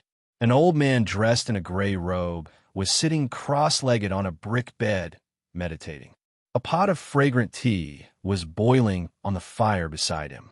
There were only a few wooden furnishings in the room, and Hao Lei felt like he had traveled to another world. "Old man, do you know Qin Sheng? He was the one who asked me to find you," Hao Lei said carefully. The old man had long hair like a Taoist priest, and his hair was already pure white. In addition, his face was full of wrinkles, and no one would doubt that he was a real reclusive master. Hao Lei felt that this old man had a strong aura, which made him feel uncomfortable all over. Fate comes and goes. There is no cause and no effect. "I have been waiting for you," the old man said again, but still did not open his eyes. Chapter 23. 30% Strength. Please collect. Please give me some monthly tickets. In Zhongnan Mountains, whether it was Qin Sheng or Hao Lei, they might not be able to tell who were the real masters of self-cultivation and who were just ordinary people who went with the flow. But Qin Sheng's grandfather could tell a glance. The hermits that he had brought Qin Sheng to meet since he was young were all really powerful figures. Therefore, after Qin Sheng got into trouble, he immediately thought of Zhongnan Mountains. He quickly sorted out the people who could help him based on their strength, temperament, friendship, and so on. This old man was the first choice, because Qin Sheng knew that the old man had a few powerful disciples. His grandfather also said that his attainments in martial arts were at the level of a true grandmaster. It was the first time that Hao Lei had met such a person. He did not dare to be rash. He continued, "Old man, Qin Sheng is in trouble. I need your help. I haven't seen my old friend for 2 years.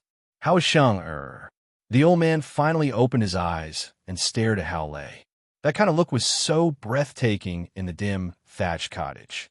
It seemed that it had locked on Hao Lei. Hao Lei did not dare to look at the old man. He lowered his head and said, "Old man, Qin Sheng has just arrived in Shanghai. His life may be in danger." The old man frowned slightly and said, "Remember this number. Go find him and tell him that I want him to go to Shanghai." Then the old man slowly said a string of phone numbers. Hao Lei quickly took out his phone and wrote it down. This made him feel like modern life. Otherwise, he would always feel weird. "Okay, you can go now. When you see Shinger, tell him not to forget to come back often to see his grandfather," the old man said casually. Then he waved his hand and closed his eyes again to continue meditating. Hao Lei slightly bowed to the old man and then left the thatched cottage. After walking out of the yard, he immediately ran away. He really did not want to stay a second longer. After leaving Zhongnan Mountains, Hao Lei wanted to call Qinsheng. But in the end, he felt that he should find that man first. So he decisively dialed that number. After a while, the phone was connected. A very polite voice came from the other side. "Oh, are you Brother Wang's friend? I've already arranged a private room for you. Are you here? I'll come down to pick you up. I'm not Brother Wang's friend." Hearing this, Hao Lei felt that it was so familiar. The other side was still polite. "Oh, you're not Brother Wang's friend. Then who are you?" "Your master asked me to look for you," Hao Lei said straightforwardly to avoid any further misunderstandings. After hearing Hao Lei's words, the person on the other end of the line was stunned. There was no sound for a few seconds. Hao Lei continued to ask, "Excuse me, where are you? Are you in Xi'an? Where can I find you?" After about 2 or 3 minutes, the person on the other side finally said, "West Street, formerly known as Capital 1, now known as Capital 7. Do you know?" However, this voice was no longer as passionate as before. It was extremely cold. "I know." Hao Lei smiled awkwardly. No wonder the man's voice sounded so familiar. It turned out that he was from the club. The 7th Congress was one of the most high-end nightclubs in Xi'an. Most people knew about it, even if they had never been there. West Street was the entertainment street of Xi'an at night. From Guangji Street to Kaiyazaku, plus the Pink Alley in the south, there were more than 10 nightclubs and nightclubs. The 7th Congress was at the edge of Kaiyazaku. At night, business was booming. Chang Baji, who had just reached 40 years old, was the security manager of this nightclub. He had been here for 4 to 5 years.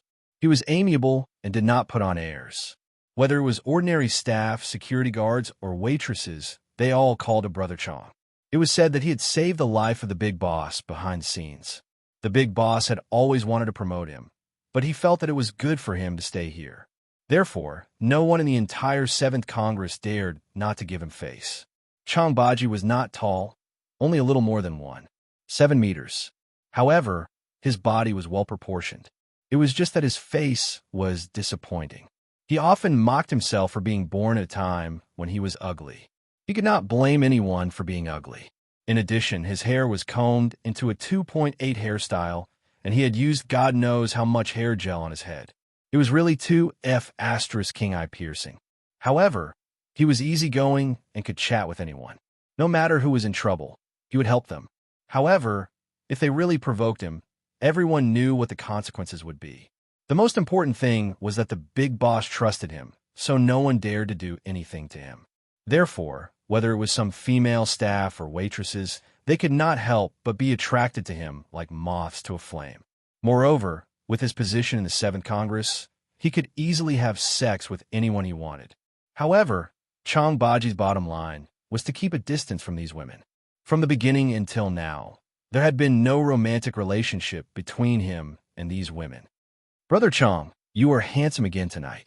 When Chang Baji received a call from Hao Lei and was about to leave, a waitress who had just returned from sending a customer winked at him and swayed her hips coquettishly.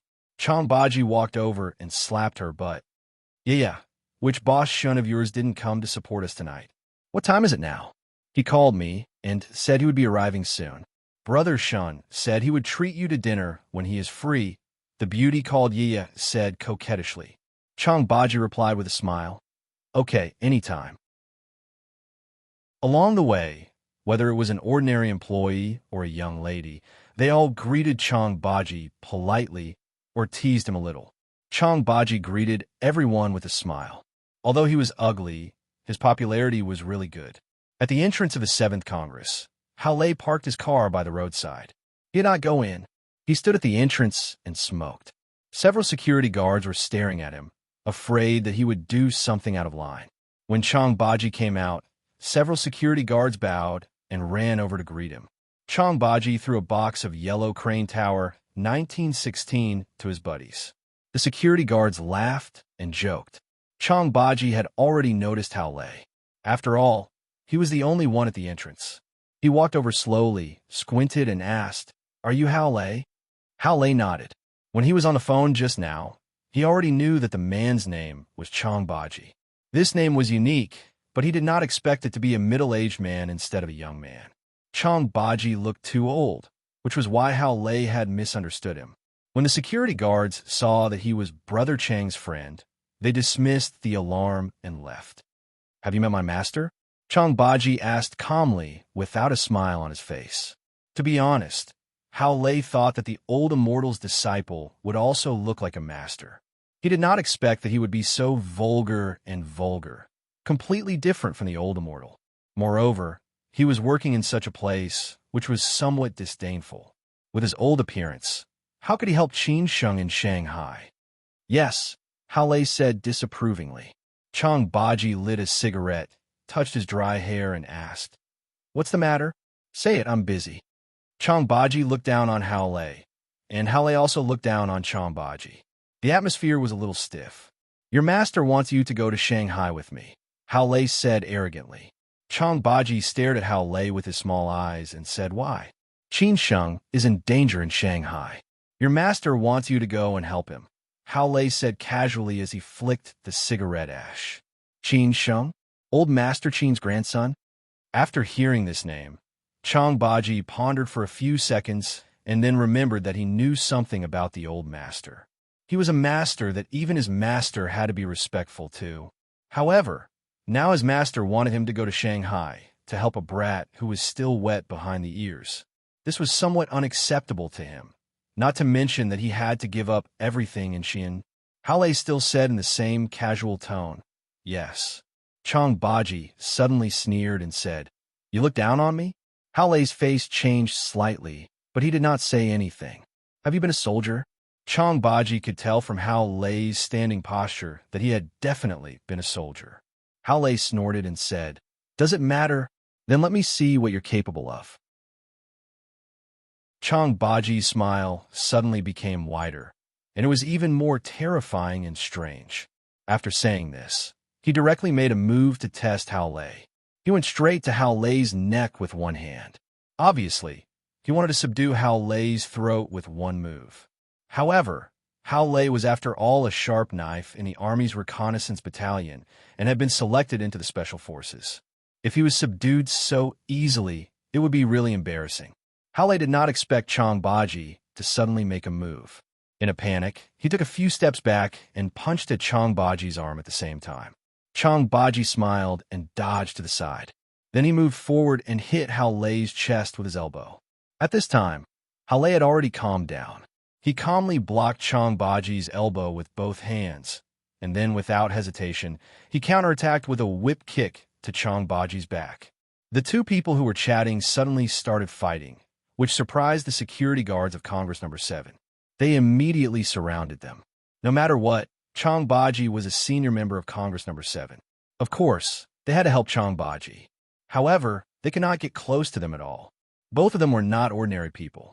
Chong Baji's fighting skills were needless to say. The security guards had never seen him fight. If someone really drank too much and caused trouble, he would not be needed. They only heard that he had helped their boss to deal with a few people. When he fought, he hurt people. No one could subdue him. It was just that he always chose to keep a low profile. At this time, it was the first time for them to see Chong Baji fight. Moreover, he met a good opponent. The way the two of them fought, like a raging fire, really opened their eyes to the world. At the beginning, Chong Baji was just testing Hao Lei's strength. After knowing Hao Lei's strength, he finally started to treat him seriously.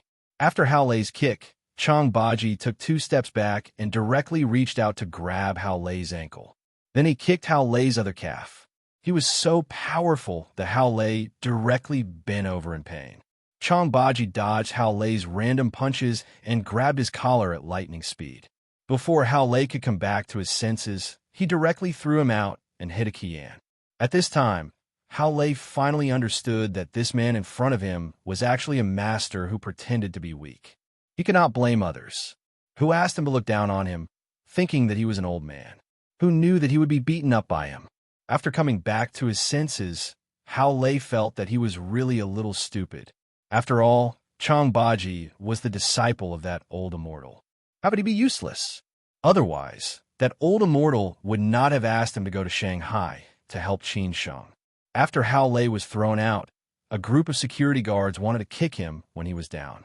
However, they were stopped by Chang Baji.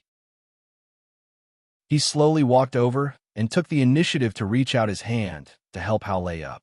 Hao Lei did not refuse and accepted the olive branch wholeheartedly. However, he was somewhat embarrassed. After all, he was a master in the army who defeated everyone in the camp.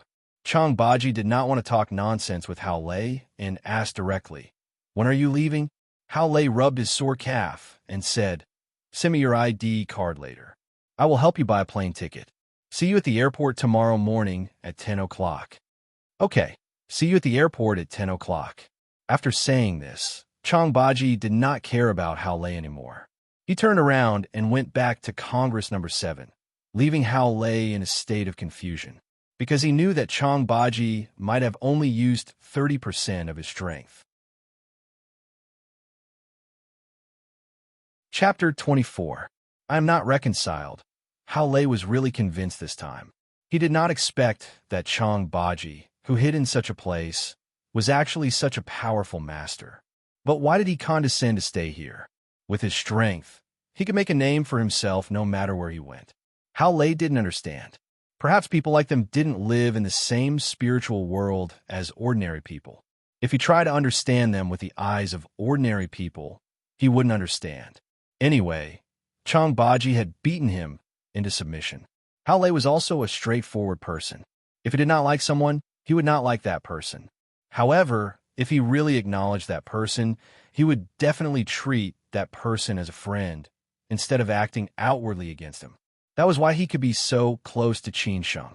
After returning to the car, Hao Lei called Qin Sheng and told him everything that had happened today, including that he had met the old immortal. The old immortal had asked his disciple to go to Shanghai. This disciple was called Chang Baji, who worked in the number 7 parliament. He had extraordinary skills and defeated Hao Lei. Qin Sheng did not know whether to laugh or cry. I made you suffer. Let's not talk about this. Who asked me to be so cheap? I have gained some intelligence after suffering. Hao Lei laughed and left Xi'an for Shanghai. Hao Lei was looking forward to what he could do in Shanghai. Qin Sheng said, "I will not pick you up tomorrow. I will send a car to pick you up. We will talk about the details when you arrive." After hanging up the phone, Qin Sheng let out a long sigh. He was finally relieved. According to Hao Lei's description of Chang Baji, Qin Sheng knew that Chang Baji was definitely much more powerful than him. After all, he was trained by the old man. It seemed that they had met twice when they were young. They had not seen each other since then. He was looking forward to Chang Baji's amazing performance in the dead of night. The lights in Pudong gradually dimmed. Qin Sheng was squinting on the sofa. He was not sleepy and was afraid that someone would wake him up. Suddenly, the lights in the living room were turned on. Qin Sheng was not used to the dazzling light. He opened his eyes in a daze and found that it was Han Bing coming out of the bedroom. "Why are you up?" Qin Sheng got up and asked in confusion. Han Bing was only wearing gray silk pajamas, revealing her snow-white neck and legs. Her chest was faintly discernible. She slowly walked to the side and sat down, saying, "I can't sleep anymore. I miss my dad." Qin Sheng did not know how to comfort her. After all, Han Bing had been living under Han Guoping's protection. After a moment of silence, Qin Sheng said reluctantly, "There's something I want to talk to you about. Although I think it's not the right time, I still have to say it." Han Bing did not feel that there was anything wrong with her dressing like this. Maybe she trusted Qin Sheng too much. If it was someone else, a man and a woman being alone in a room would be like dry wood meeting a raging fire. Their blood would have long been boiling. However, Qin Sheng really could not take advantage of her. He was not an animal that thought with the lower half of his body. "Go ahead." Han Bing looked at Qin Sheng gently. Qin Sheng got up and poured a glass of water for Han Bing. He did not sit down. Instead, he stood by the bed and said meaningfully, "Han Bing, you must know what kind of situation we are in now. Why do people want to kill you? Whether it's Uncle Han's group of elders or his enemies, it's because the most fundamental purpose is the mess that Uncle Han left behind. Although no one is cleaning up the mess now, everyone knows that it's a fat piece of meat. Everyone has their eyes on this fat piece of meat. You are Uncle Han's only heir. As long as you are here, it will be difficult for them to get it. Qin Sheng, I know. Just say what you want to say. I understand all these. After all, Han Bing had studied at Cambridge University and the Royal Academy of Arts in England. Her IQ was not lower than anyone else's. Even if she did not come into contact with these things, she must have learned a lot from Han Guoping. Qin Sheng turned around and stared at Han Bing. Now there are two paths in front of us. First, you take over Uncle Han's business. No matter good or bad, you have to continue doing it. However, we have to face many opponents. Old Wu and Chun Bei Ming have already paid with their lives for this. Next, there may be more people who will be in trouble. You will also be in danger. Second, you give up everything and directly announce the bankruptcy and restructuring of the entire company as the heir. You will leave this circle and let them fight for what they want with their own abilities. These two paths, which one will you choose? Which one do you think I will choose? Or which one do you suggest me choose? Han Bing said emotionlessly. Qin Sheng shook his head and smiled. Han Bing, you decide what you think. Some people are willing to live a simple life, while others will live a tiring life. But don't let yourself be wronged, especially you now, because no one will feel sorry for you. No matter what choice you make, I will support you without hesitation. If you choose the first path, then I will shield you from the storm. Whoever dares to touch you, I will dare to kill them. If you choose the second path, I will help you handle everything, so that you can have a peaceful and stable life. Qin Sheng, why are you so good to me? Qin Sheng's words touched Han Bing. She did not answer his question, but asked softly. This made Qin Sheng a little at a loss. After a few seconds, he said, I am not good to you. After Uncle Han died, I only promised him, so I have to protect you. As for now, no matter what purpose I have, I can't just sit back and do nothing. I choose the first path, but I'm a little unwilling. Han Bing was a little disappointed, but she knew that this was Qin Sheng's truth. She knew that, although she was very beautiful, people like Qin Sheng had a kind of charm that came from the inside out. There must be a lot of beauties around him, so he would not fall in love with her so easily. Qin Sheng could understand why Han Bing chose the first path, because she was not the kind of woman with ambition and courage. She did not want to live that kind of life because it would cost her a lot and she would give up a lot of things. It would be very tiring, but she was unwilling. What did this mean? Why are you unwilling? Qin Sheng asked. Han Bing said with red eyes, It is not that I am unwilling to not be able to protect my father's family business. It is useless to me. What I am unwilling is that if Grandpa Wu and Dark North die, I do not have the ability to take revenge for them. They all died for me. At the end, Han Bing could not stop her tears. Qin Sheng walked over and reached out to wipe away Han Bing's tears. He said word by word, Silly girl, don't worry. You can't take revenge. I will take revenge for you. After talking about what needed to be said, Qin Sheng comforted Han Bing and went back to rest. He was really a little sleepy, so he fell on the sofa and slept until the next morning. Originally, Han Bing was going to the company for a board meeting in the morning, but Qin Sheng delayed it to the afternoon. He wanted to wait until Hao Lei and Chang Baji arrived in Shanghai. In the morning, Han Bing had been answering phone calls, not only from Han Guoping's confidants, but also from her own design company. Qin Sheng was reading in the living room. They ordered takeout for lunch. This time, Han Bing did not say that the food was junk food. It seemed that in an instant, she had grown up and her stubbornness had disappeared. When the Han family's driver picked up Hao Lei and Chang Baji, Qin Sheng and Han Bing went out. They went back to Thompson Golf Villa first. Without Han Bing at home, the Han family was already in chaos. Half an hour later, Hao Lei and Chang Baji finally arrived. Qin Sheng. After Hao Lei saw Qin Sheng, he gave him a big hug. He had a lot of doubts in his heart, such as the Benz that picked them up and the big villa in front of him. It should be known that this was Pudong, where every inch of land was worth an inch of gold. After greeting Hao Lei, Qin Sheng slowly walked forward and faced Chang Baji. He slightly lowered his head and stretched out his hand, smiling. Brother Chang, welcome to Shanghai. From the moment he entered the door, Chang Baji used his small eyes to look at everyone present. Finally, his attention was focused on Qin Sheng and Han Bing. He laughed and said, "The last time I saw you, you were still in junior high. I did not expect that you have grown up in the blink of an eye. Time really flies. I did not expect Brother Chong to remember me." Qin was more or less surprised. If this was the case, there would be fewer barriers between the two when they communicated. "I have a good memory," Chong Baji said with a cheeky smile. His attitude made Hao Lei, who was next to him, surprised. Since last night, this man had not been nice to him. Why did he seem to be a different person now?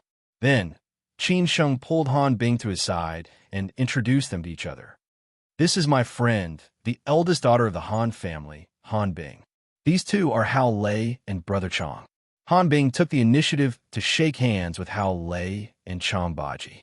She knew that these were Qin Sheng's friends who came to help, and they were definitely not ordinary people. "Han Bing, you go up and change first. I have something to discuss with Brother Chong and Hao Lei," Qin Sheng said in a more euphemistic manner. Han Bing immediately understood what was going on and left the space for Qin Sheng and others. After everyone left, Qin Sheng brought Chong Baji and Hao Lei to the living room and poured tea for them. Then he sighed and said, "Brother Chong, if I had a choice, I would not have disturbed the old master. A few days ago, I went to lie in Tianshui and almost could not come back. My two friends were completely left there. Qin Sheng and Hao Lei were best friends, so there was no need to treat him as an outsider. Moreover, when he called Hao Lei, he had already said what needed to be said.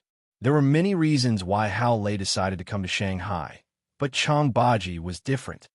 Qin Sheng, Master asked me to come, and I will come. Why did Master ask me to come? He must have his reasons. Since I'm here, you don't need to explain anything to me. You just need to tell me what I should do."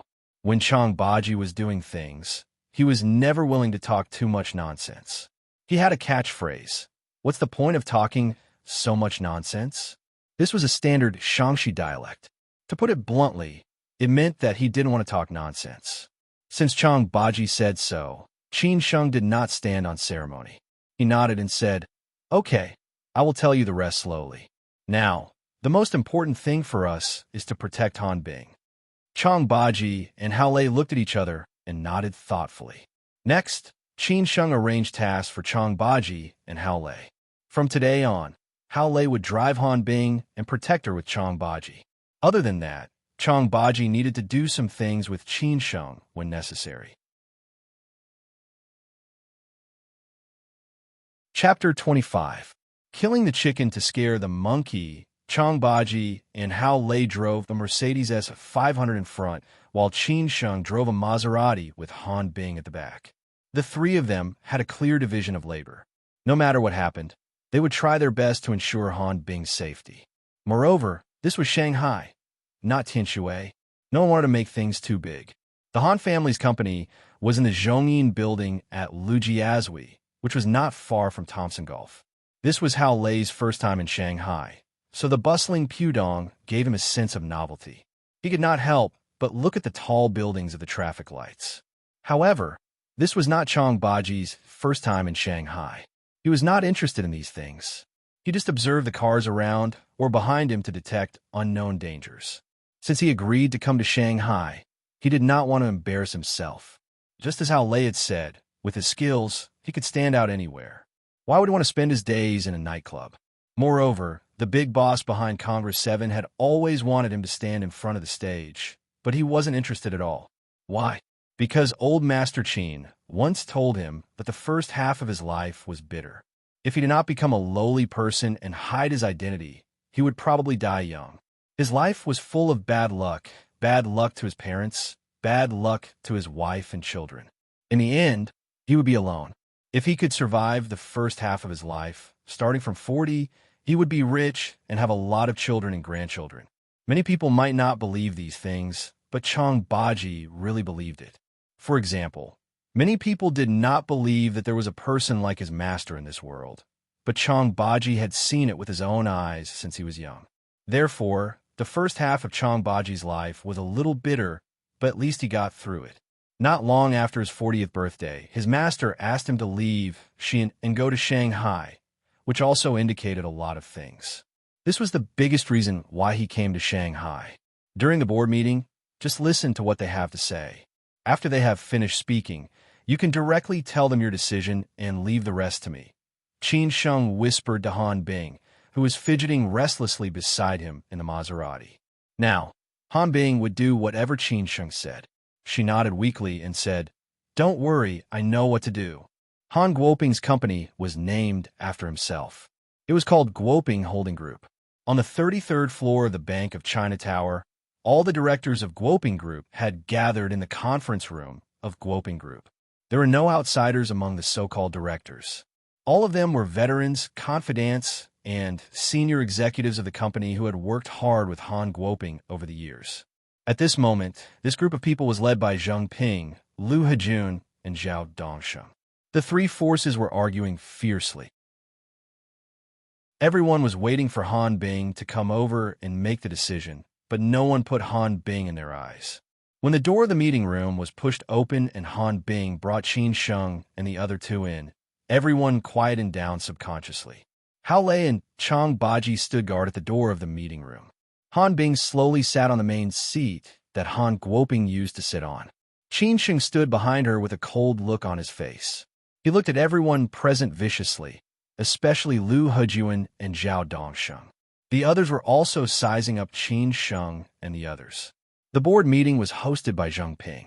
Han Bing looked at Zheng Ping and nodded slightly. "Let's begin." All sorts of discussions started below. They were all doubting Han Bing's ability. They wondered if she could handle the pressure and take over the mess left by Grandfather Han. Everyone quiet down. Since Han Bing is here, let's start our meeting now. We don't have an agenda. Just say whatever you want to say. Anyway, we're in a bad situation now. There are a lot of problems. Zheng Ping stood up and said loudly to everyone, "Han Bing, you're finally back. If you didn't come back, we really didn't know what to do. Many of our places have been sealed by the police. Those people are making trouble. You have to find a way to solve it." Lu Hejun said first. Han Bing did not say anything. Zhao Dongsheng said thoughtfully, "A few big banks had decided to withdraw their loans. If it wasn't for me, they would have sued us in court. The tourism project in Chongming Island and the real estate project in Suzhou have been stopped. We need more funds." Han Bing still did not say anything. There are only a few million left in the company's account. The capital chain is broken. If we don't think of a way, we won't even be able to pay this month's salary. Our creditors have been asking me for money every day. I'm going crazy, Zheng Ping said. After the leaders of the three forces finished speaking, the others began to talk about the specific problems. The entire conference room was in an uproar. Everyone was pressuring Han Bing. Han Bing clenched her fists and bit her lower lip. Tears welled up in her eyes, but she was still strong. She did not want others to see her weak side. Han Bing, everyone has said so much. Say something. After all, you represent Grandfather Han.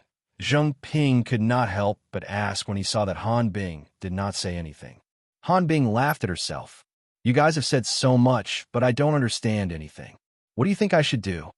Zheng Ping looked at Zhao Dongsheng and Lu Hejun and looked at each other. He did not know what to say. If he said too much, it would seem like he was bullying Han Bing. Han Bing, it's actually very simple. We are short of money and connections. There are only a few ways to solve this problem. First, dispel the bank's concerns about us. We can't let them withdraw their loans.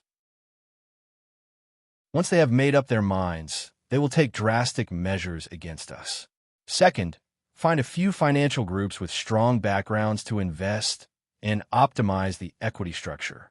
Third, sell off the more valuable projects to raise funds and shrink the scope of investment. Fourth, contact a few banks or trust funds to get more funds.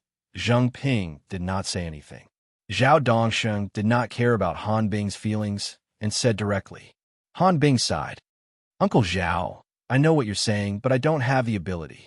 Han Bing, what do you mean by this? You have to think of a way. You can't just watch Master Han's hard-earned foundation collapse, just like that. Lu Hejun's expression changed instantly when he heard this. He immediately stood up and said, Zheng Ping could not bear to force Han Bing anymore. He said helplessly, Han Bing, what do you want to do? Han Bing stood up and looked back at Qin Sheng. Qin Sheng smiled and nodded. She plucked up her courage and said, since it's already like this, I can't change it. Let's go bankrupt and reorganize. Let's part on good terms. What? Bankruptcy and reorganize? This news shocked everyone. This meant that Han Bing was representing the Han family to withdraw. Once the Han family withdrew, everything would be handed over to the creditors. They would not have any say at all. Guoping Group would have to change its name and might even completely withdraw from the stage of Shanghai. Han Bing, this is grandfather Han's life's work. Why are you doing this? Bankruptcy and reorganize. What should we do? I don't agree. We definitely don't agree. This news completely blew up the whole meeting room. Everyone expressed their opinions, but there was only one goal, which was to disagree. The windows of the meeting room were huge floor-to-ceiling windows. Outside was the bustling Pudong financial district. Sunlight shone through the windows into the meeting room. Inside, there was a battle of wits. Light and darkness were so close. Han Bing's task had been completed. Now it was Qin Sheng's turn. Qin Sheng slowly walked forward and stood beside Han Bing. He shouted with all his might, "Shut up." This sentence drowned out the voices of all the people present. Everyone was stunned and looked at Qin Sheng, who had appeared out of nowhere. Some people had already shouted, "Who do you think you are? Do you think you have the right to speak here?"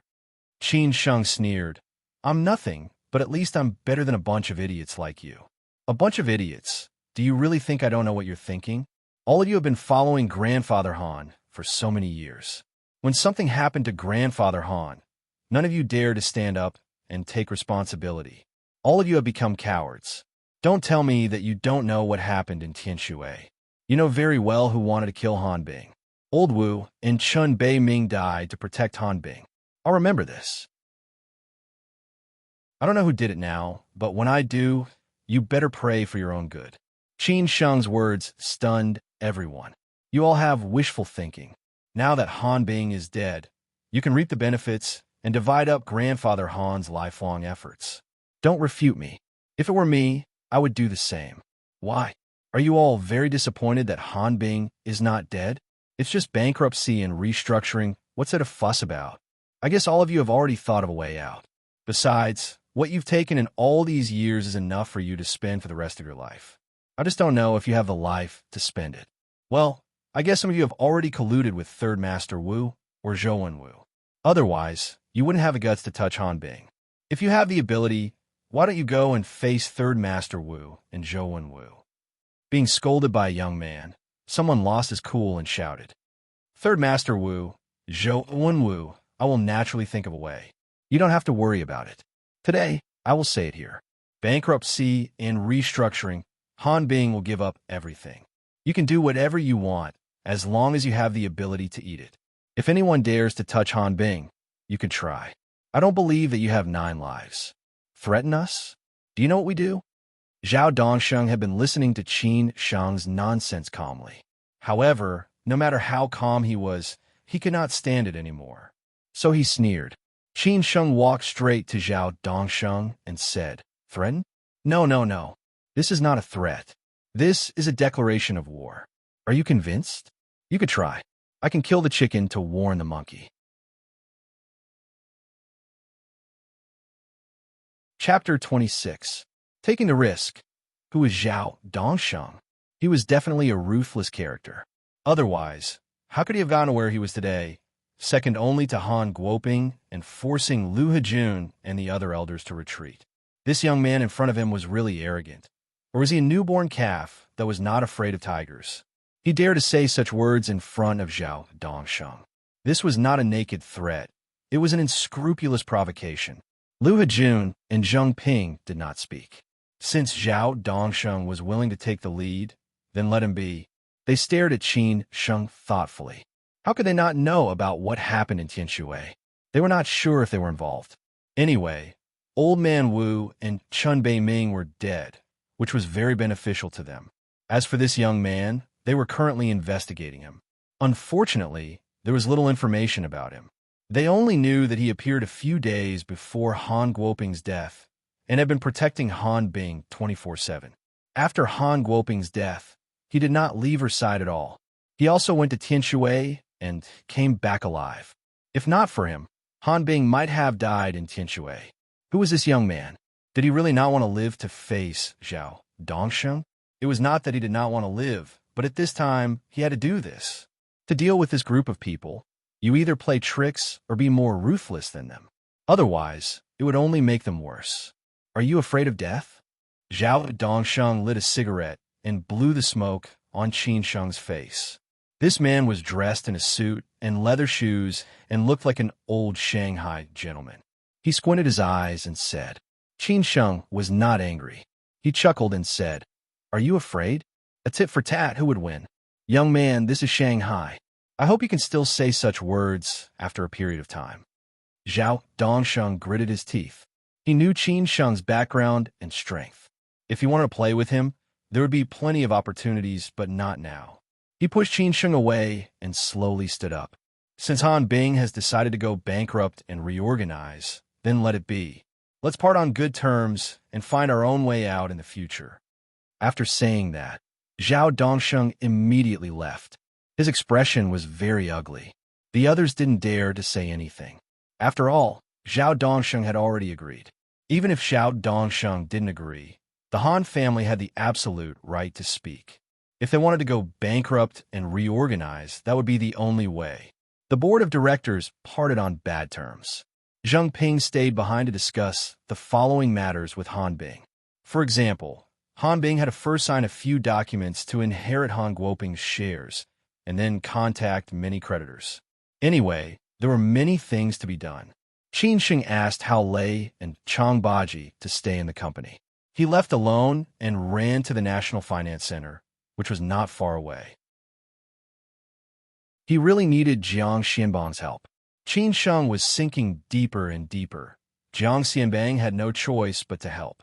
When the secretary brought Qin Sheng to the office, Jiang Xianbang said with a gloomy face, You found a helper? Qin Sheng grinned cheekily and said, I'm here to drink your pu'er tea. Don't act like I owe you millions. If you owe me millions, I may not take a dime and give you millions for you to spend. But do you think you owe me money? Jiang Xianbang asked the secretary to make tea. To him, as long as he could get it done with money, it was not a problem. He was afraid that he couldn't get it done with money. This was the most troublesome thing. Qin Sheng sat next to Jiang Xianbang and picked up Jiang Xianbang's cigar. He skillfully cut a cigar and lit it. He smiled and said, My helper has arrived. There was a board meeting today. Han Bing announced the company's bankruptcy and reorganization. You don't know what those people's faces are like. Bankruptcy and reorganization or not, it doesn't affect them at all. They have already gotten what they deserve. It's just more or less. With their status today, who doesn't have a way out? Anyway, Han Guoping has taken care of the big things for them. Jiang Xianbang was used to the ups and downs of these people, so he said disapprovingly. Qin Sheng sighed and laughed at himself. Yes, Uncle Han has taken care of them. Now, they still want to divide the Han family. These people are really ambitious. Han Guoping is dead. No matter who it is, at this time, they only care about themselves. No one will think about others. If it were me, I would do the same. If someone has a little ambition and wants to go further and climb higher, this is the best time, Jiang Xianbang said in a deep voice. Qin Sheng did not deny this, but they could do whatever they wanted. What was the point of bullying a helpless woman? This was something Qin Sheng could not tolerate. Uncle Jiang, do you know Third Master Wu? Qin Sheng asked with interest. An idea formed in his mind, but it was a little risky. Jiang Xianbang was stunned for a moment when he heard these 3 words. Then he stared at Qin Sheng and said, Qin Sheng, what do you want to do? I advise you not to mess around. Who do you think Third Master Wu is? If he wants to kill you, he has 10,000 ways. You better be honest. Uncle Jiang, I don't mean anything else. I know what I'm capable of. It's okay to play with ordinary people, but playing with Third Master Wu is courting death. I just want you to pass a message to him. He can take whatever he wants from the Han family, as long as he lets Han Bing go. After all, Han Guoping is dead. None of this has anything to do with Han Bing. There is no need for him to be calculative with a little girl. Qin Sheng said seriously. Jiang Xianbang was slightly relieved, but it was inevitable that Third Master Wu would be disgusted if he passed a message to him. So after thinking for a while, he said, Last time, In order to protect you, I gave Third Master Wu Yuan Dynasty Blue and White Flower with a peony cloud and dragon pattern. Do you know how valuable that thing is? This time you want me to pass a message, okay? Just treat it as I have returned all the favor I owed your grandfather. But at least I have to give you an explanation. What explanation? Qin Sheng asked confusedly. He did not expect that Jiang Xianbang actually had a collection of Yuan Dynasty Blue and White Flower. He was indeed an antique master. You have to admit that Han Bing is your girlfriend. Then I can tell him that she is my future daughter-in-law, Jiang Xianbang said thoughtfully. Qin Sheng thought it was nothing. Anyway, it was just an explanation. He agreed without hesitation and replied, "Okay, you can say whatever you want." Jiang Xianbang gave Qin Sheng a hard time and laughed out loud. Qin Sheng rolled his eyes at him. Third Master Wu is easy to deal with. Since Han Guoping is dead, I can do him a favor. He may not do anything to Han Bing, but Zhou Wu is not simple. He is Han Guoping's enemy. He will definitely not let Han Bing go, Jiang Xianbang said worriedly. Qin Sheng asked meaningfully, "Uncle Jiang, how is Zhou Wu in the bund?" To be honest, Zhou Wu is not really a big shot. He is almost at the same level as Han Guoping. Compared to Third Master Wu, he is nothing. The real big shots like Third Master Wu in the bund never show their strength. The reason why Han Guoping can be so high is that he has boarded the boat of Jiangsu in recent years.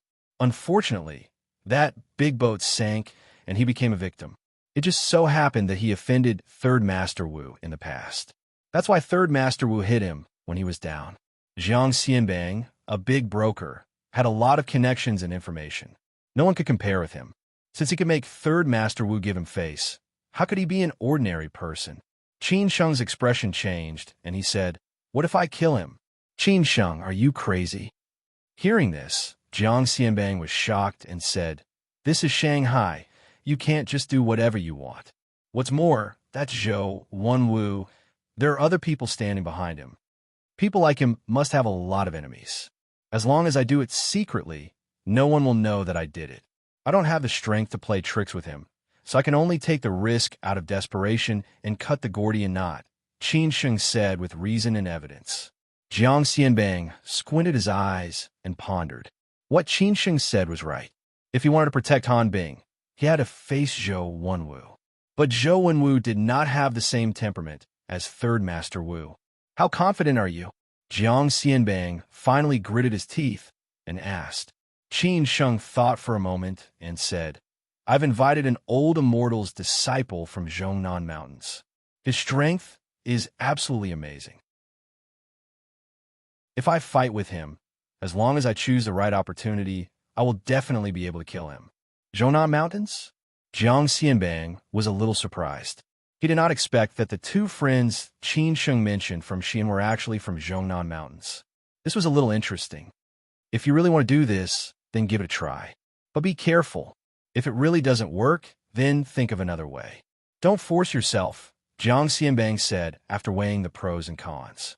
This made Qin Sheng very surprised. He did not expect Jiang Xianbang to agree just like that. Do you know why? Jiang Xianbang knew from Qin Sheng's eyes that he did not understand. Qin Sheng frowned and said, "Why?" "Because I got the news that the person who attacked you in Tianshui was Zhou Wu. And the person who colluded with Zhou Wu was Han Guoping's confidant, Zhao Dongsheng. These days, they have been very close," Jiang Xianbang explained. Chapter 27. Deja Vu. It's the end of the month. Please buy some monthly tickets. Please buy some collections. Zhao Dongsheng, Lu Hejun, Zheng Ping, Han Guoping's triumvirate. Just as Chen Beiming had analyzed, Zheng Ping was a professional manager. He did not have the ambition and skill of Zhao Dongsheng and Lu Hejun. His greater ambition was to use the Guoping Group as a platform to realize his life value. That was why Han Guoping trusted him so much and placed him in this important position to maintain his neutrality. However, Zhao Dongsheng was different from Lu Hejun. Zhao Dongsheng's position was second only to Han Guoping. After Han Guoping's death, he was the most suitable person to take over this position. However, He was too anxious and did not have the ability to face Han Guoping's enemies and opponents. In the end, he could only choose to form an alliance with Zhou Wenwu. This way, not only could he get what he wanted, he could also gain Zhou Wenwu's support and gain a firm foothold in Shanghai. At this time, he definitely would not think about Han Guoping. Even if he died, it would be a completely different matter. However, today's society was no longer the same as before. On the surface, everyone was a businessman, and they all used the company as a platform to run their circle. However, after Han Guoping's death, the only person who could inherit his shares was Han Bing. This was the simplest reason. Therefore, he could only get everything smoothly if Han Bing died. Therefore, there was the assassination during the Tianshui trip. Now, Qin Sheng finally knew who the culprit of the Tianshui incident was. Just as Qin Beiming had thought, it was either Lu Hejun or Zhao Dongsheng. Now that the truth had come to light, it was indeed Zhao Dongsheng. For people died, and their corpses had not been found. He himself almost died. With such deep hatred, how could Qin Sheng spare Zhao Dongsheng and Zhou Wenwu? Jiang Xianbang knew that Qin Sheng really wanted to kill this time. The whole thing was getting more and more complicated. Just as Qin Sheng had said, the most direct way was to cut the Gordian knot. Then, the dust would settle on Han Bing's matter. Zhou Wenwu, Zhao Dongsheng, very good, very good. Qin Sheng said with a bloodthirsty smile. Be careful, don't leave any evidence behind. Unless you don't want to stay in Shanghai anymore, I will plead with Third Master Wu. He is not the kind of person who calculates every little thing. But I guess I will have to bear the pain and cut my own flesh again, Jiang Xianbang said with a long sigh. Qin Sheng laughed and said, I don't know how many things you have hidden in your hands. I will find a way to pay you back in the future. There's no need for that. I've already said that I'll repay all the favors I owe your grandfather. You'd better not come looking for me in the future. We'll mind our own business, said Jiang Xianbang helplessly. Qin Sheng knew that Jiang Xianbang was just joking. Without his grandfather's guidance, he might not be able to lead such a carefree life. After leaving Jiang Xianbang's company, Qin Sheng went to the underground garage to get his car. Sitting in the car, he was not in a hurry to leave. Instead, he lit a cigarette. It had been a long time since he had the intention to kill. Killing someone was just a matter of nodding to the ground. However, it was indeed a little difficult to do it without leaving any evidence. It depended on whether Zhao Dongsheng and Zhou Wenwu would give him the chance. Just as Qin Sheng was about to drive away, a group of people suddenly came out of the elevator next to him. It was a little big. Several men in suits and leather shoes, and a few white-collar workers in business attire surrounded a long-haired woman in the middle. The woman was more than 7 meters tall. With the addition of high heels, she stood out in the crowd. She only had simple makeup on, but her temperament was unparalleled. Qin Sheng kept staring at the woman. Unfortunately, he could only see the side of her face. Even so, Qin Sheng was quite shocked. This figure seemed a little familiar. It couldn't be such a coincidence. How did he meet her here? Before Qin Sheng could come back to his senses, a motorcade consisting of Bentley and Mercedes-Benz arrived. Everyone quickly got into the car and left. Qin Sheng hurriedly followed them. He wanted to confirm if it was her. Unfortunately, after leaving the National Financial Center, he did not have a chance to overtake them. By the time he reached the traffic light, the motorcade had already left, and he was stuck at the back. Qin Sheng was a little annoyed. After a while, he smiled bitterly.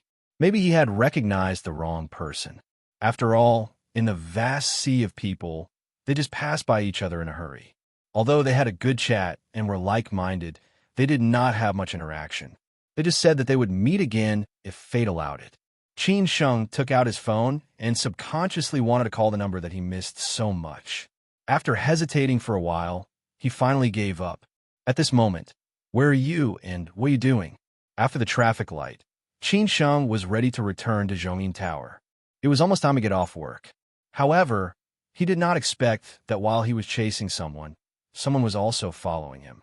Qin Sheng purposely took a few rounds. After confirming that the target of the Highlander was him, he sneered and continued to head to the National Financial Center. It was obvious that it was Zhou Wenwu and Zhao Dongxing's men. In Zhongyin Tower, Guoping Group, Han Bing was still busy.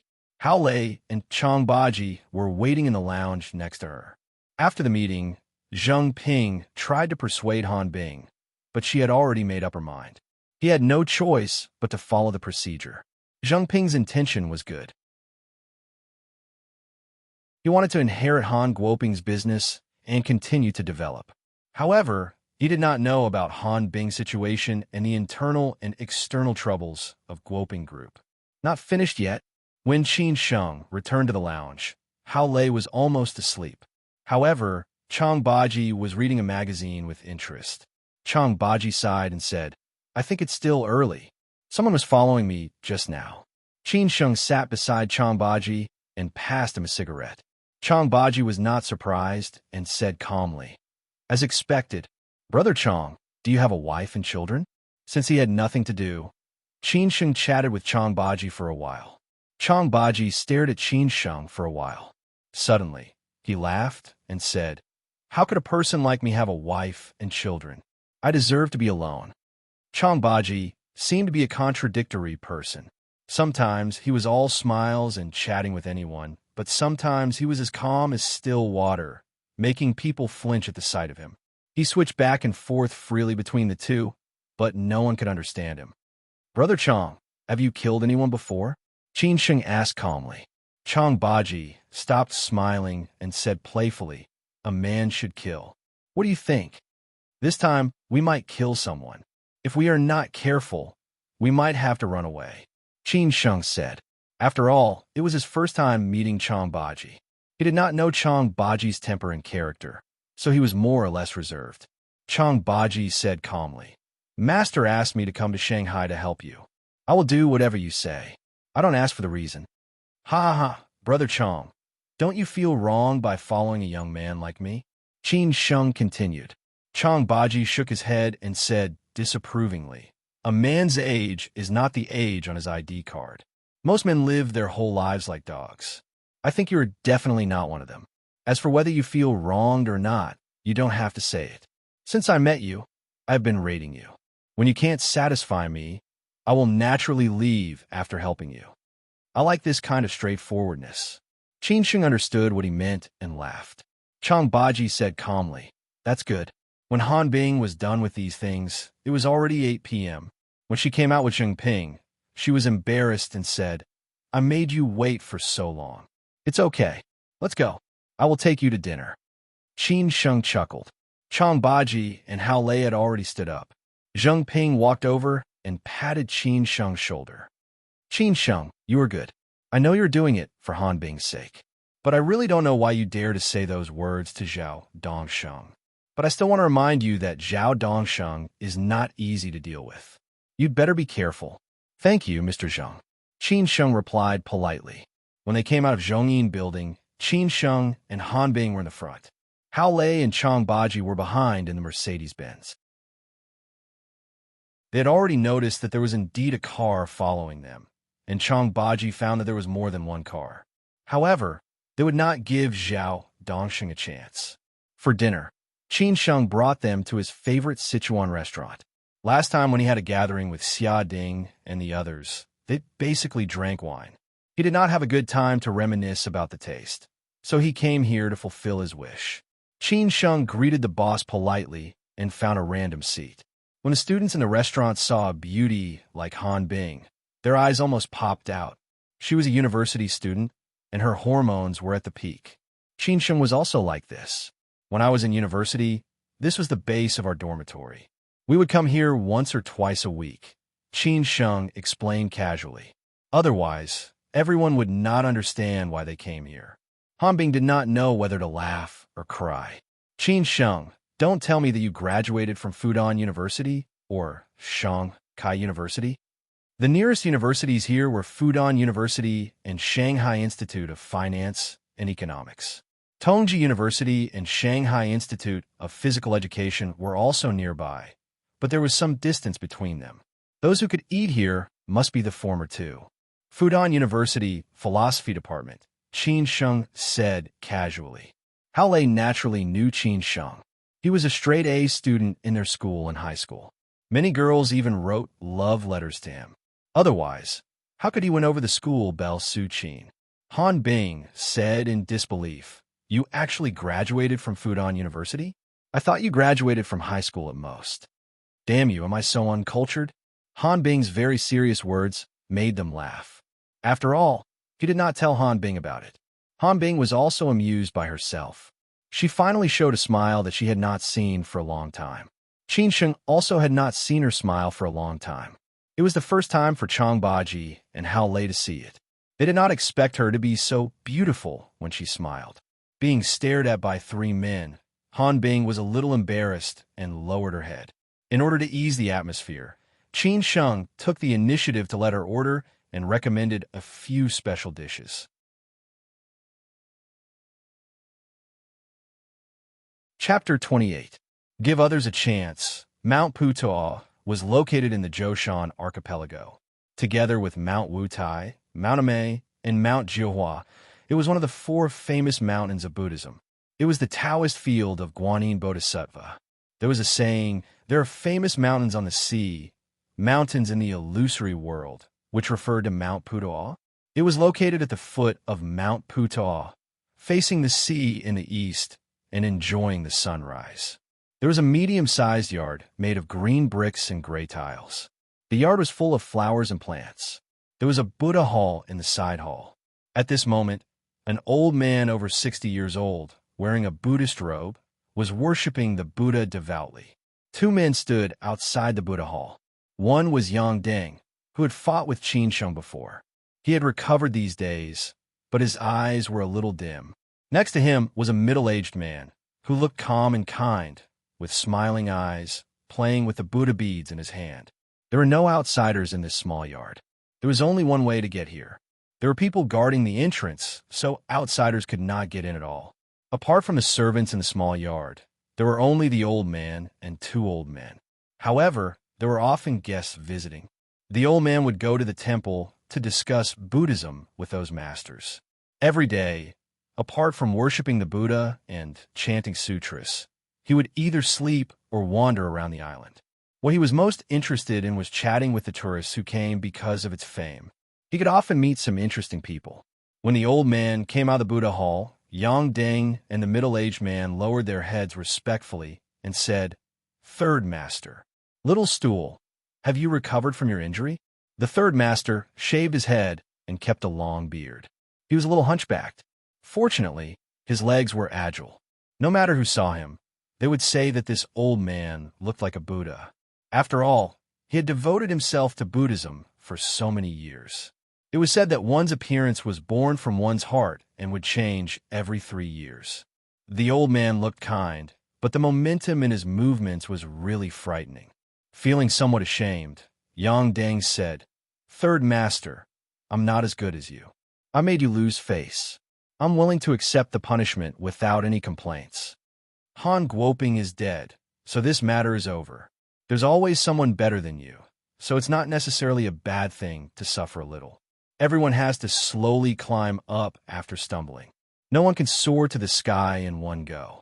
Otherwise, they will only fall even more miserably," the old man said with a smile.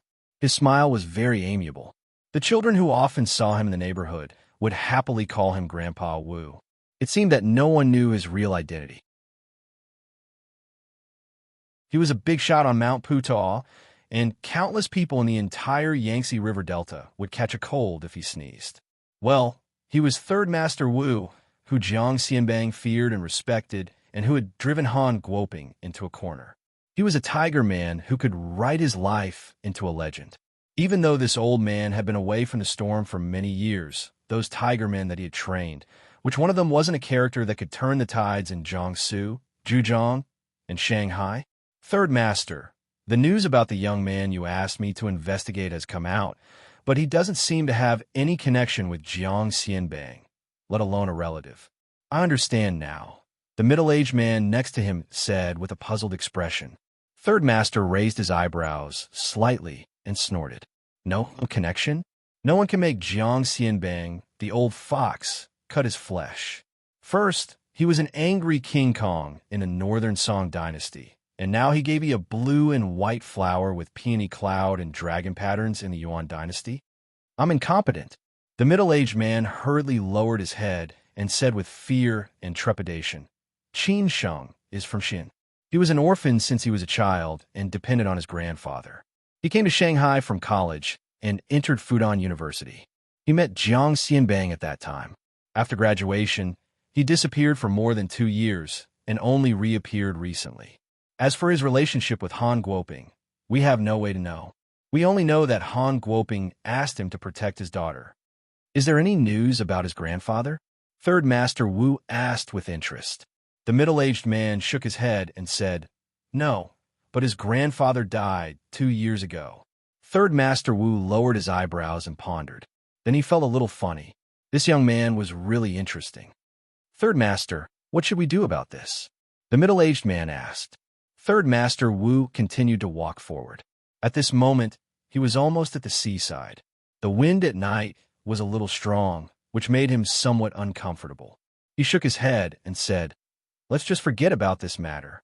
Since I have accepted the stingy Jiang Xianbang's gift, of course, I have to give him face. Moreover, Han Guoping and I do not have a deep grudge. It is just that he was too arrogant when he was in power and overshadowed me several times. If I really wanted to fight with him, he would not be a match for me. However, I like to add flowers to brocade and also like to hit people when they are down. This depends on our relationship. The middle-aged man smiled and nodded as he said, I know what to do. Don't get involved with that little girl and that guy. As for how others deal with him, it's their business. It has nothing to do with us. However, whoever is interested in Han Guoping's property can take it. We can't let outsiders benefit from it. Third Master Wu continued. After saying so much, Third Master Wu was a little tired. He sighed and said, My body is not as good as before. Let's go back. The wind is a little strong. Then Yang Dang and the middle-aged man supported Third Master Wu and walked back slowly. While Third Master was talking about Qin Sheng, Zhou Wenwu and Zhao Dongsheng were also talking about Qin Sheng at the Xishan Golf Club in Shanghai. However, their attitude was not very good. Who the hell is this Qin Sheng? Is he courting death? Zhou Wenwu was hot-tempered. He scolded Qin Sheng as soon as he came up. If there were other options, Zhao Dongsheng would not cooperate with this guy. However, Qin Sheng was indeed capable. Zhao Dongsheng drank a mouthful of white wine and said, We don't know his background. We can only find out that he is from Xi'an and studied at Fudan University. We don't know how he met Han Guoping, and he has some relationship with Jiang Xianbang. Jiang Xianbang? The Jiang Xianbang, who made a fortune by reselling cultural relics? Zhou Wenwu frowned when he heard the name. He was a bold but careful man. He loved wine, women, and gambling. He had everything. Not many people in Shanghai dared to provoke him because he had a big tree to lean on and enjoy the shade. Zhao Dongsheng nodded and replied, Yes, it's him.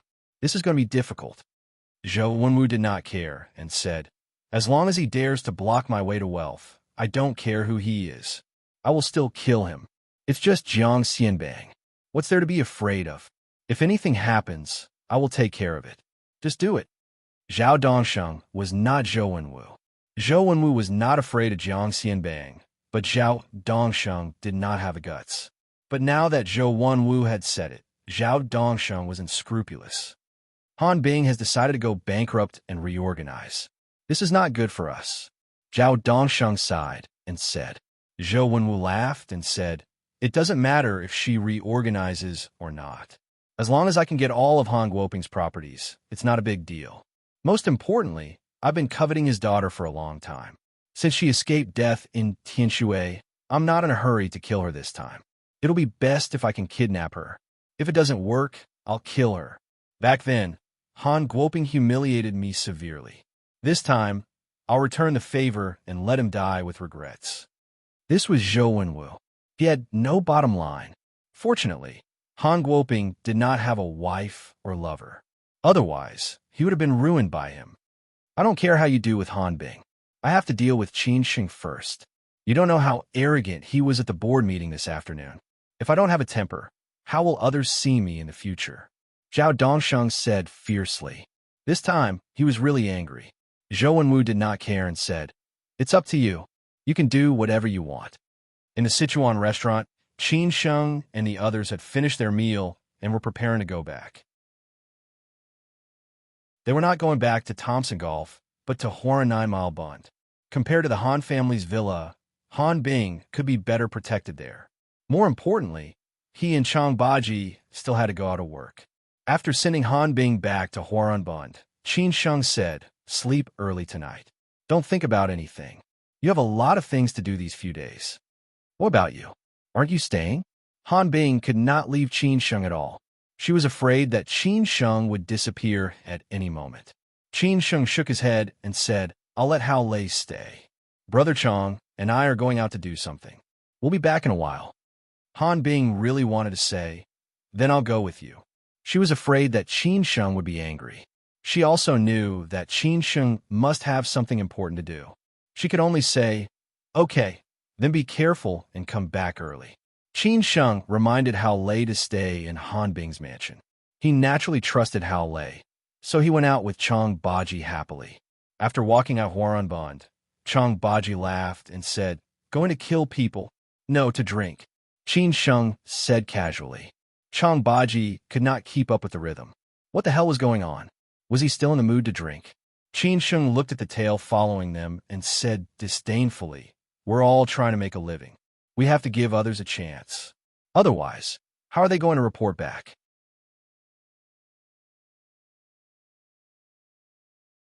Chapter 29. 10 Miles of Spring Breeze Collect Monthly Ticket.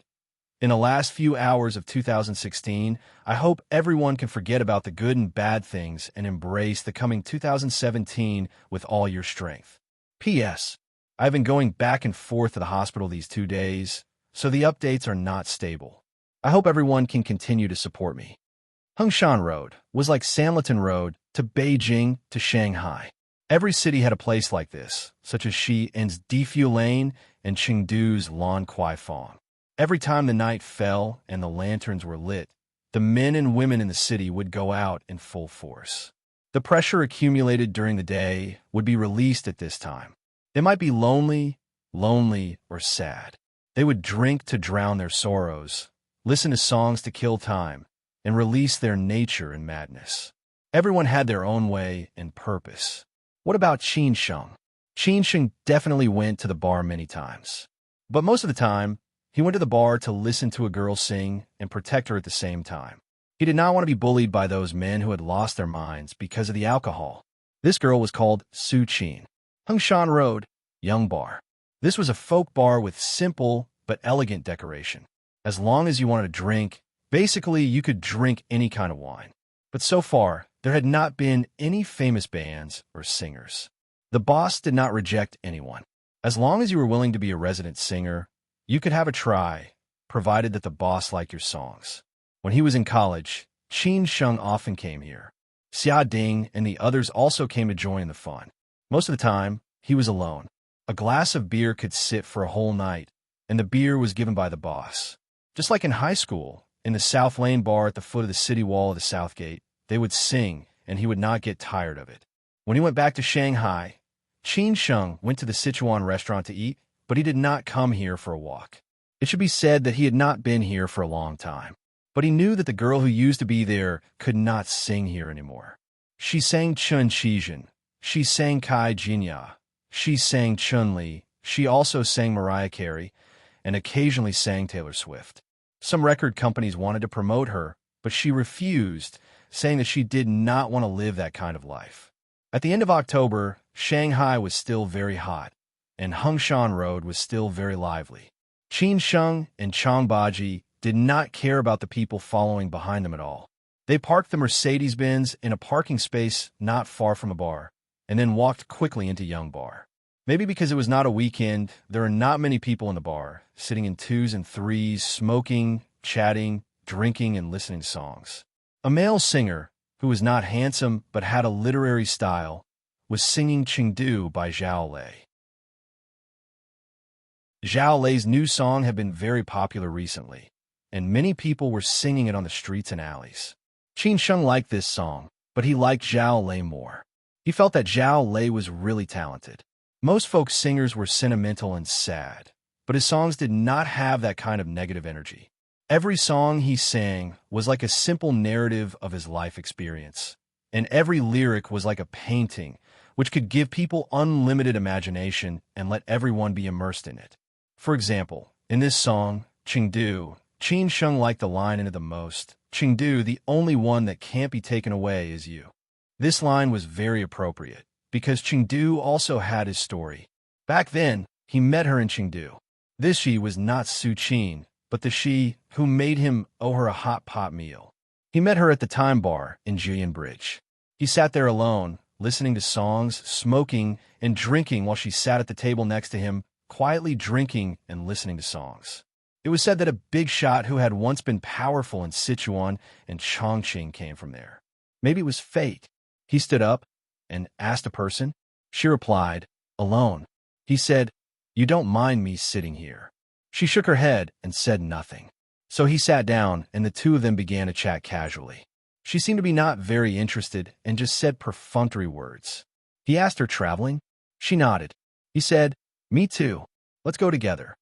He thought that she would refuse. Unexpectedly, she just smiled and said, "Okay." So, a journey of one person became a journey of two people. They traveled together and visited all the cities in Sichuan. In the end, they parted at the Sea of Bamboo in the south of Sichuan. She went to Yunnan, and he went to Tibet. He felt that she was his parallel world. Maybe she also had the same feeling, but they did not get to know each other further. They just treated each other as a passerby on the journey. He said, "Next time we meet, I will chase after you." She said, "Then treat me to a hot pot meal first." Since then, more than a year had passed. They had not seen each other or contacted each other. Qin Sheng and Chang Baji found a table casually. The boss, who was over 50 years old, but was not there. The waiters in the bar should be new. No one knew Qin Sheng. After all, no one would be willing to be a waitress forever.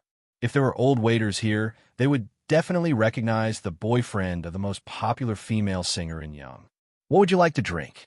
The waitress asked politely. Judging from her accent, she should be from Sichuan.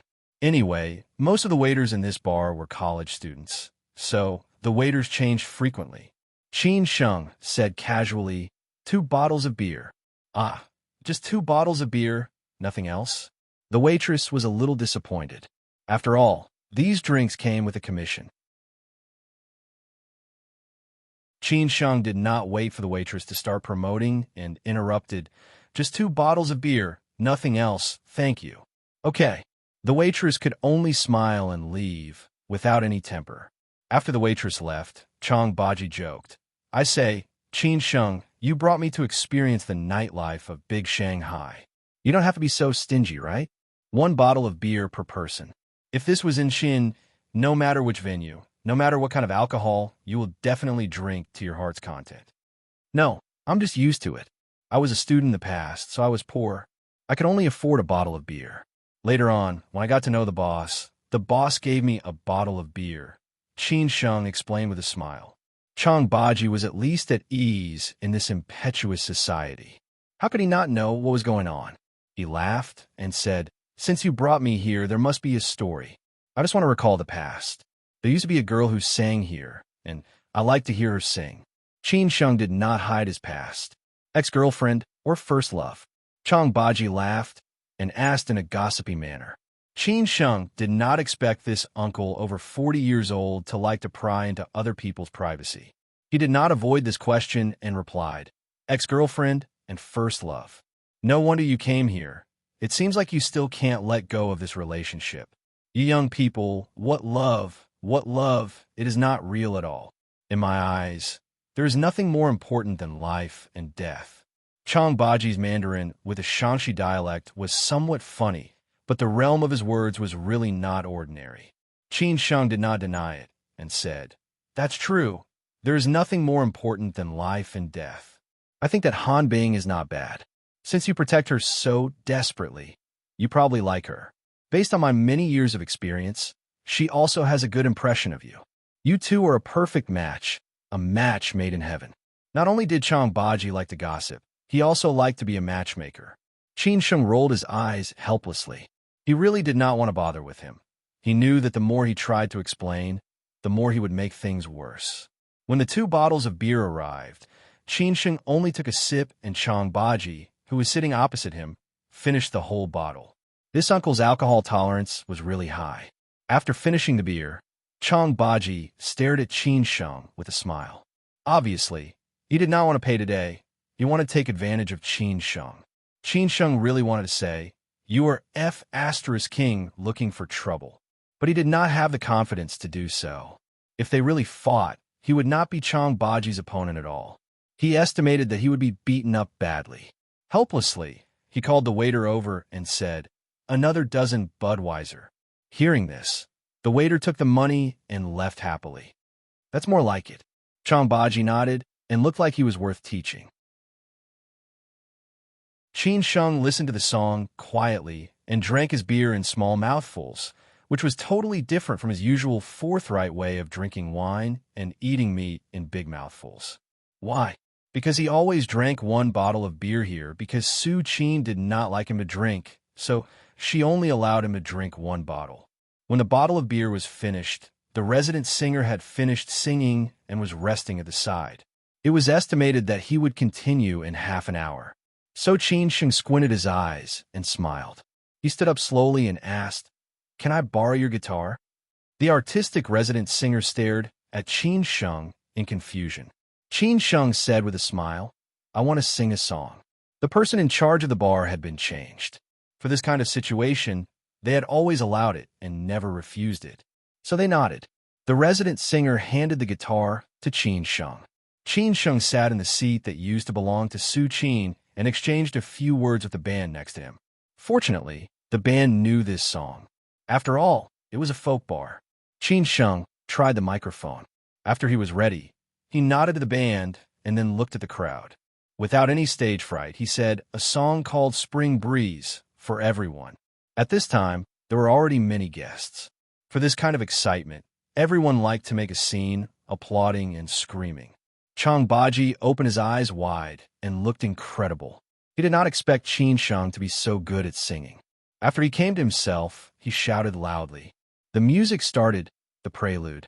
Qin Sheng squinted his eyes and played the guitar. "I am in the second ring road, thinking of you.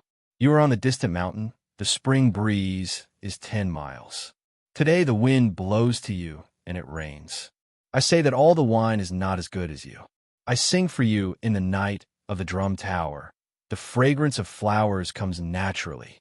Somewhere else, silent meeting and expectation. The plane flies over the busy city. Thousands of miles away, not leaving. Need all the spring into a morning. Turn all the words that can't stop into a secret and close the door. Inexplicable feelings. May I ask, who will take it away? I can only turn time into a song and leave it in the mountains and rivers." When Qin Sheng's voice sounded in his skillful playing of the guitar, everyone knew that he was an expert, not a layman. He was even better than the resident singer. Moreover, his voice was a little hoarse and deep. Everyone listened quietly, including Chang Baji. He was really taken aback. "Repeat the last time." When Qin Sheng finished singing the last sentence, "I say that all the wine is not as good as you," the audience applauded, mixed with whistles and screams. The 40-year-old Uncle Chang Baji was the craziest. And Qin Sheng just said to the audience, "Thank you." Then he returned the guitar to the stunned resident singer, walked slowly back to Chang Baji, and said softly, "Let's go." The two of them swaggered off, leaving behind a chorus of hisses.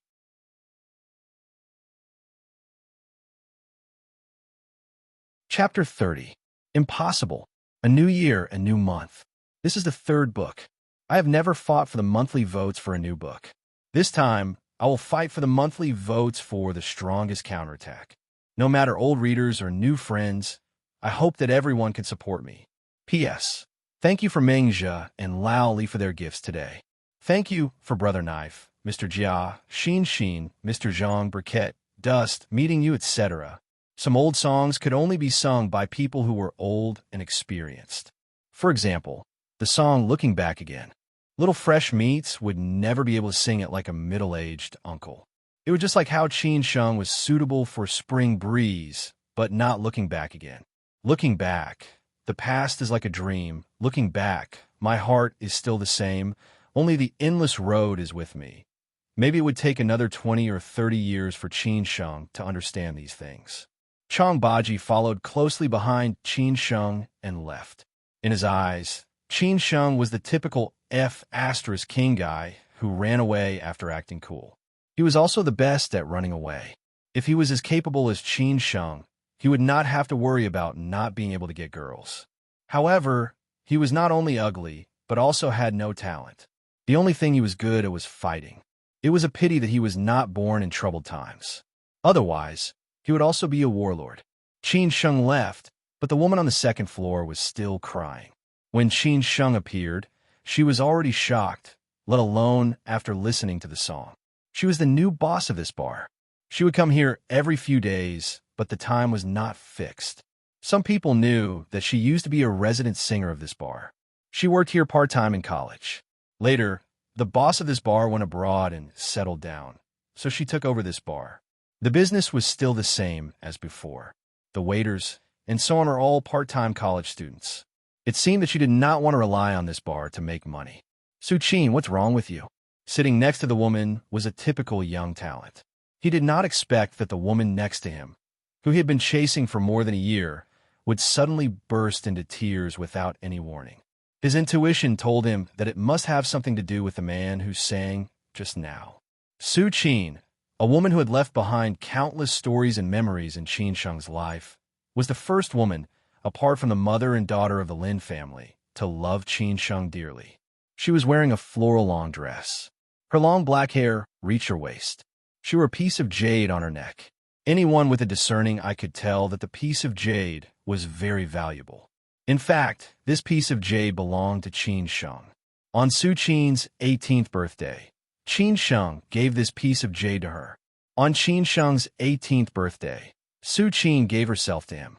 Su Qin's eyes were big and dark.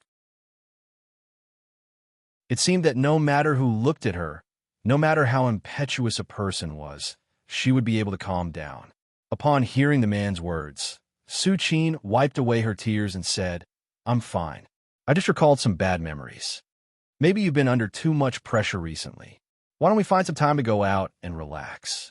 I heard that Palau is a good place. Or maybe Tahiti." The man took the initiative to invite Su Qin. As a famous financial upstart in the Bund, he was determined to get Su Qin.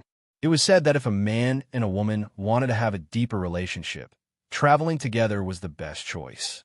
In this way, the woman would have a sense of dependence on you, or it would be natural for a man and a woman to be alone. Su Qin shook her head and said, "No, we'll talk about it when we're free." "Well, as long as you're free, you can go anywhere." The man had a sense of propriety. He did not hesitate and said with a smile. Su Qin touched the warm jade on her chest and thought of the past. She pursed her lips and smiled. "It's getting late. I should go back. I'll ask the driver to send you." The man quickly stood up and said, "I said that all the wines are not as good as you." Su Qin did not know if this you was still herself. Outside the young bar, when Qin Sheng and Chang Baji were ready to go out, the man who had been lurking in the bar informed the gang outside. "Fourth brother, they're out. Get ready." The men who followed Qin Sheng and Chang Baji stopped their car next to the Mercedes-Benz. It was a small alley, which Qin Sheng deliberately parked here. After all, it was easier to do things in a quiet place. If they were parked on Hengshan Road, which was crowded, no one would dare to do anything. When Qin Sheng and Chang Baji went to the alley where they parked their car, there were already several people following them. Chang Baji looked at Qin Sheng and smiled coldly. This kind of smile was totally different from his usual one. When they walked into the alley, 4 men walked out from the deep of the alley. At this time, there were also 5 men blocking the entrance of the alley. 4 of them were holding machetes or daggers in their hands. Fortunately, no one dared to use guns here. After all, Shanghai was a big city. Even a small thing could turn the city upside down, not to mention a shooting. "Brothers, did you get the wrong person?" Chang Baji, who was at the bottom of the society, had dealt with people from all walks of life. He smiled and greeted them. The man who took the lead was called Fourth Brother. He was Zhao Dongxing's henchman. He was very skillful. He walked forward slowly with a machete in his hand and said, "I didn't get the wrong person. It's you too. Do we have any grudges against each other?" Qin Sheng asked deliberately. This alley was pitch black. Someone had purposely turned off the street lights. At this moment, there was no one around. If someone passed by and saw this scene, they would be scared and run away. This was really a good place to cause trouble. Fourth brother had a head full of yellow hair. He looked like the lead singer of a rock band. He was well built. He sneered and said, "You're really forgetful. Weren't you very arrogant at the company's board meeting this afternoon? You even dared to threaten our brother Zhao. Don't you know that this is Shanghai? Do you know what brother Zhao does?" When Chang Baji heard this, he immediately replied, "Oh. So you're Zhao Dongxing's lackeys. I thought I got one of your women pregnant. That's why you want to fight with me. You should have told me earlier. Let's do it directly. Don't you want to talk nonsense? You're courting death."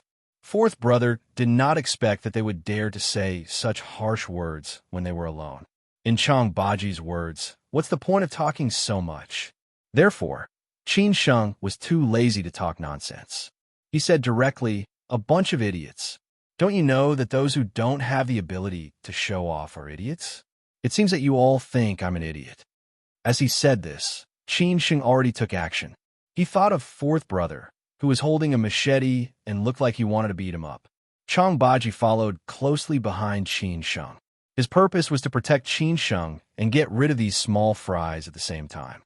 Fourth brother did not expect Qin Sheng to be so hot-tempered. This was exactly what he wanted. He directly shouted, "Attack together and kill them." As soon as he finished shouting, Qin Sheng was already in front of him. Fourth brother pretended to be calm and slashed at Qin Sheng calmly. However, how could his strength compare to Qin Sheng? Even Yang Deng was defeated by Qin Sheng. Naturally, he was just a piece of trash. Qin Sheng directly dodged to the side. The machete brushed past his chest and fell straight down. Qin Sheng gathered all his strength and punched him in the armpit. He endured the pain and slashed horizontally at Qin Sheng. However, his arm was directly grabbed by Qin Sheng. Fourth brother was a little angry. He also knew that Qin Sheng was not an ordinary person. He directly threw away the machete and fought with Qin Sheng in close combat. He hit Qin Sheng's waist with his knee. Qin Sheng had no choice but to quickly let go of him and take 2 steps back. At this time, these small fries rushed over. Qin Sheng could only deal with these small fries first. On the other side, Chang Baji was much more relaxed than Qin Sheng. They were just a group of small fries. Apart from the slight advantage of the machete in their hands, which made them somewhat unscrupulous, if they were unarmed, they would be nothing more than moving wooden dummies in front of him. Even if they had machetes, they would just be chopping randomly without any pattern. Therefore, it was very easy to deal with them. On the other side, Chang Baji directly grabbed a weapon with his bare hands. With this weapon, he was even more like a fish in the water. With the coordination of his fists and legs, he moved freely among the crowd. Not long after, 5 men were already lying on the ground. Fortunately, Chang Baji was merciful and did not use a machete. Otherwise, these people would all be dead today. This was because he knew that their target was not these small fries, but the big fish behind them. On the other side, Qin Sheng also dealt with a few people. Although it was not as easy as Chang Baji, at least he was successful and did not get injured. That fourth brother still wanted to fish in troubled waters. God knows where he picked up a machete and wanted to sneak attack Qin Sheng from behind. Who knew that Chang Baji, who arrived in time, would kick him in the back? He was directly kicked out and hit the wall at the side. Chang Baji stepped on that fourth brother's face and cursed, "I despise people who sneak attack from behind the most. If it wasn't for Shanghai, I would have King killed you 100 times already." Everyone, including fourth brother, was lying on the ground. Each of them was moaning in pain. Although Chang Baji and Qin Sheng did not injure them, their punches and legs were very heavy. They wanted to hit their targets with one hit. Some of them even directly fainted, and many of them had broken bones. This was the difference between a small fry and a real master. Qin Sheng sneered at that fourth brother and said, "Since you want to play, then I'll play with you." With just one look, Chang Baji knew what was going on. He directly stuffed fourth brother into the Mercedes-Benz. Qin Sheng, who had only drunk a bottle of beer, drove the car. The two of them directly headed to the suburbs. They had to find a deserted place to do their work. When they passed by the entrance of Young Bar, Su Qin and her escort happened to get in the car. Qin Sheng inadvertently saw Su Qin. He only came back to his senses when they were already 100 meters away. He frowned and said, "That's impossible." After that, he smiled with relief. Perhaps it was because he had revisited the old place and thought of her that this situation had occurred. In fact, Qin Sheng knew that everyone had misunderstood Su Qin. The reason why he had broken up with Su Qin was not that they did not love each other anymore, but that someone had cheated on her. As for the real reason, only they knew it. Therefore, Qin Sheng never blamed Su Qin. That night, Qin Sheng and Chang Baji brought that fourth brother to the deserted suburbs and tortured him harshly. Then, they got a lot of information about Zhao Dongsheng from him, including confirming that Zhao Dongsheng and Zhou Wenwu were the ones who did what happened in Tianshui, and that it was Zhao Dongsheng who ordered them to do it tonight. In the end, they let fourth brother go. As for what to say when they got back, there was no need for them to teach him. Fourth brother would naturally report to Zhao Dongsheng. By the time they returned to Huaran 9 Mile Bund, it was already 4 o'clock in the morning. Han Bing was already asleep. Hao Lei was also sleeping on the sofa in the living room. Qin Sheng and Chang Baji were sleeping on the floor.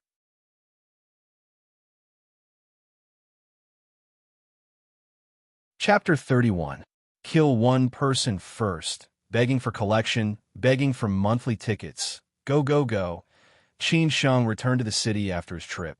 He did not expect to be involved in the Han family's mess as soon as he arrived in Shanghai. He had never caused trouble, but he was not a man who did not take responsibility. If someone from the Han family could stand up for Han Guoping after his death, he would not get involved in this mess. However, Han Bing had to deal with the internal and external troubles alone. Old Wu and Chun Baiming's survival was unknown, so Qin Sheng could only brace himself and stand at the forefront. No matter what happened, he would not step back. In the next few days, Han Bing was really busy.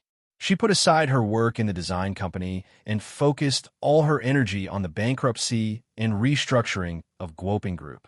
Fortunately, Zheng Ping was not the traitor Zhao Dongsheng, nor was he the evasive Lu Hejun. He cooperated with Han Bing wholeheartedly. Otherwise, Qin Sheng would have a headache. Within a few days, Qin Sheng and the others finally figured out the life trajectory of Zhao Dongsheng and Zhou Wenwu. However, they had some conflicts. Should they get rid of Zhao Dongsheng or Zhou Wenwu first? Zhao Dongsheng's risk was small. After all, he was just a lackey. Zhou Wenwu's risk was huge. If he was careless and exposed himself, he would provoke the big boss behind Zhou Wenwu. By then, he could only run away. Anyway, he had already prepared for the worst. Thousands of miles away in Suzhou City, there were also people who were paying attention to Qin Sheng's situation in Shanghai. However, they were only willing to be onlookers, eating melon seeds, and joining in the fun. They had no intention of getting involved. In an alley on the north side of Dengshika West Street, there was a courtyard house with 3 entrances and 3 exits. Most of the people living in this alley were either rich or powerful. Usually, the door was closed. Police cars often passed by on the street, and there were many plain-clothed policemen, so it was very quiet. In the early morning, a middle-aged man in plain clothes was doing his morning exercise in the courtyard house. The man had thick eyebrows and a square face. He looked imposing, but his sword was not sharp. He was completely immersed in his own world. From his boxing skills, it seemed to be the Chun family's Tai Chi. His feet were steady, and his steps were skillful. Every move was mixed with an inch of strength, but there was still some leeway. Obviously, he was a martial artist. "Master, Shanghai is a bit chaotic. Are we really not going to help?" After the middle-aged man finished his morning exercise, a burly man next to him frowned and said. The middle-aged man, wearing a pair of cloth shoes, took the towel and wiped the sweat off his forehead. He shook his head and said, "What can I help you with?" If you can't even handle such a small matter, what can you do in the future? I'm just afraid of danger. He's only 25. If he kills someone, it won't be a good thing. The burly man sighed, his tone with a little sentimental, which was not his usual style. Even Wu Lao-san isn't worth my time, let alone Zhou Wenwu. Just let him be. Didn't he find 2 helpers from Xian? That Chang Baji isn't simple. Even you might not be his match. With him by his side, there shouldn't be any problems. Besides, do you really think that his hands are clean? Did I waste the past 2 years? I've been chased all the way to my old man's grave. Don't you feel ashamed? The middle-aged man threw down the towel, picked up his birdcage, and went back to the dining room. The servants had already prepared breakfast, plain steamed buns, pickled vegetables, and millet porridge. The burly man followed him in. He was very depressed and said in a huff, "Since you said so, then I don't care. Anyway, he's not my son. Listen to what you said. When I was 25, I had already made a career. My old man let me live, and I definitely let him live."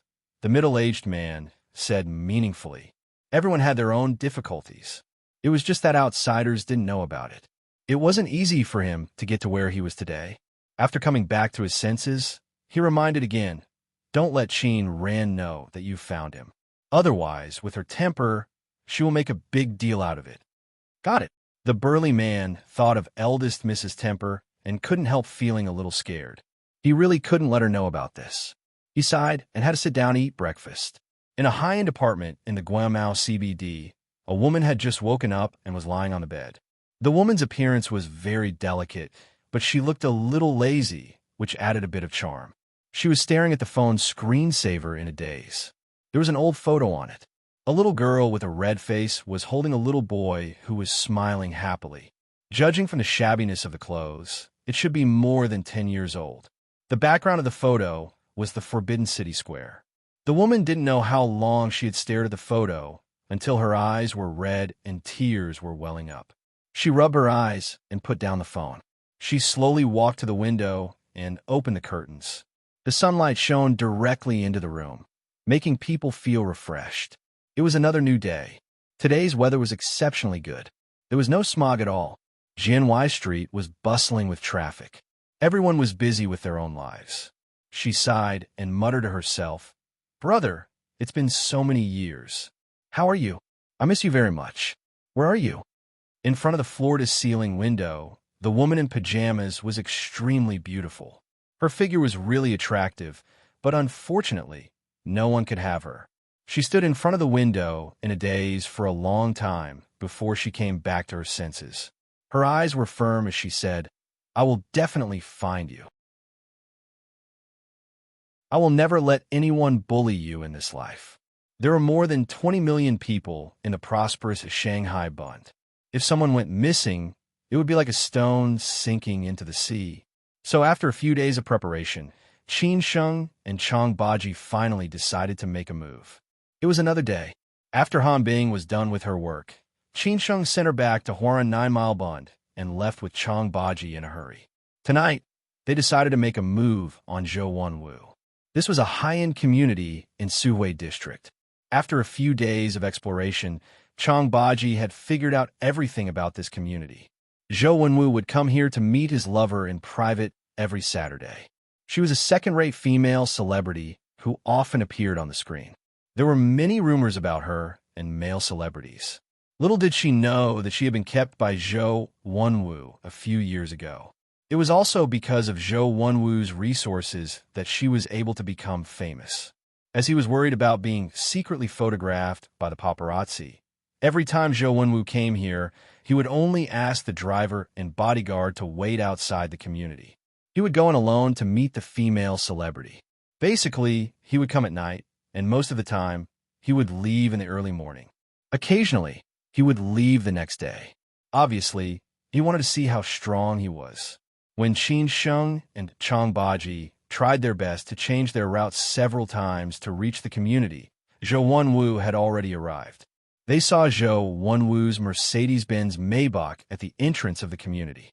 Usually, he would drive a Rolls-Royce or a Bentley. Only here would he change to a low-profile Mercedes-Benz Maybach. Qin Sheng and Chang Baji looked at each other and finally felt relieved. They were afraid that Zhou Wenwu would not come. Otherwise, this matter would continue to be delayed. They quietly left the entrance of the community and climbed over the wall from a position that they had already chosen. They had already figured out where the surveillance cameras were and where the blind spots were. The two of them hid by the lake in the community. There were many trees and flowers there, so they would not be discovered by outsiders. Coincidentally, this place was facing the building where the female celebrity lived. It was very likely that Zhou Wenwu would take this shortcut. From 9 o'clock to 1 o'clock in the morning, they tried their best to avoid the patrolling security guards. After smoking 2 packs of cigarettes, Zhou Wenwu, who seemed to have lost all strength in his legs, finally came out. Zhou Wenwu, who looked a little weak, finally came out. "He's coming," Chang Baji spat and said. The two of them quickly stood up and walked in that direction. As expected, Zhou Wenwu chose to take the shortcut by the lake. Chang Baji hid by the lake, and Qin Sheng stood not far away to keep a lookout in case they were discovered. However, there should be no one here at this time. After all, it was already late at night. Zhou Wenwu was reminiscing about the female celebrity's skills in bed. A hint of an obscene smile appeared on his face. Today, he had developed a few new positions. Every time he was served, he felt very comfortable. What he liked the most was that the female celebrity looked pure and innocent on TV, but when she was in bed, she was really a woman of desire. That kind of contrast filled him with a sense of achievement. As a man, didn't he like the sense of achievement brought by conquering a goddess? Just when he was intoxicated, Chang Baji suddenly attacked him from behind. If it was in normal times, Zhou Wenwu would definitely be very vigilant and could fight back in time. However, he had just gone through a big battle and was already mentally and physically exhausted. His mind was extremely relaxed, and he definitely did not notice the danger. Moreover, he did not expect that there would be someone waiting for him here. When he came back to his senses, Chang Baji's hand had already hit the back of his head. He did not hide any of his strength at all. Zhou Wenwu's vision darkened instantly, and he fell down. Chang Baji quickly took out the equipment hidden in the bushes and tied Zhou Wenwu up. Then, he put Zhou Wenwu into a sack. After everything was done, he gave Qin Sheng a secret signal, indicating that it was done. Therefore, the two of them carried Zhou Wenwu and left unhurriedly. On Chongming Island, Qin Sheng and Chang Baji drove a stolen Wuling Hongguang all the way to Chongming Island. In a deserted place, they took away the cloth that Zhou Wenwu had mentioned. Now, they could be unscrupulous. Who the F***CK are you? Do you know who I am? Zhou Wenwu, whose eyes were tied up, could not see anything in front of him. He did not know who dared to touch him at all. After the cloth was taken away, he cursed loudly. Qin Sheng shook his head and smiled bitterly. "We know who you are. You're the lawless Zhou Wenwu, a famous big shot in the Bund. Unfortunately, you definitely do not know who we are." This sentence made Zhou Wenwu calm down. He immediately changed his tone and said, "What do you want?" "Money, beauties, status. I can give you all, as long as you let me go." "Let you go? Do you think it's possible? Do you think I don't know who you are? At that time, I guess we won't even know how we died." Qin Sheng found it funny. It seemed that everyone was afraid of death at this time, let alone Zhou Wenwu, who stood at such a high position. Zhou Wenwu gritted his teeth and asked, "Then what do you want?" Qin Sheng squinted and replied, "To kill you." "Why?" Zhou Wenwu wanted to die, knowing the reason. Qin Sheng smiled coldly and explained, "Why?" "Then let me tell you, Han Guoping is already dead, so you should take what you should take. Why do you have to fight to the death with a woman who doesn't even have the strength to truss a chicken? Look at your magnanimity. Most importantly, you've provoked me, and that's just how I am. I'm vengeful. I don't care who you are, I'll still take revenge." "Qin Sheng, why are you talking so much nonsense with him? Hurry up and do it." Chang Baji was a little sleepy. He yawned and said. Qin Sheng nodded and said, "Okay, it's not early. We will send you on your last journey. Don't be so cruel in your next life. Live an ordinary life." After that, Qin Sheng stuffed Zhou Wenwu's mouth with a cloth again. Chang Baji knocked him out again. The two of them carried Zhou Wenwu down and stuffed him into a gasoline barrel that had been prepared. Qin Sheng took out a dagger and was ready to do it. Chang Baji took the dagger and said thoughtfully, "This kind of thing, let me do it." Qin Sheng hesitated for a moment and finally handed it over to Chang Baji. Chang Baji's eyes were very cold. He grabbed Zhou Wenwu's collar and paused for a moment. Then he directly stabbed Zhou Wenwu's heart several times. The pleasure made him extremely excited. His eyes and smile were really terrifying. It seemed that in his eyes, killing people was like killing chickens and sheep. You're tuning into the Warrior Lore YouTube channel. Don't forget to subscribe and join us on this journey to catch the most captivating stories.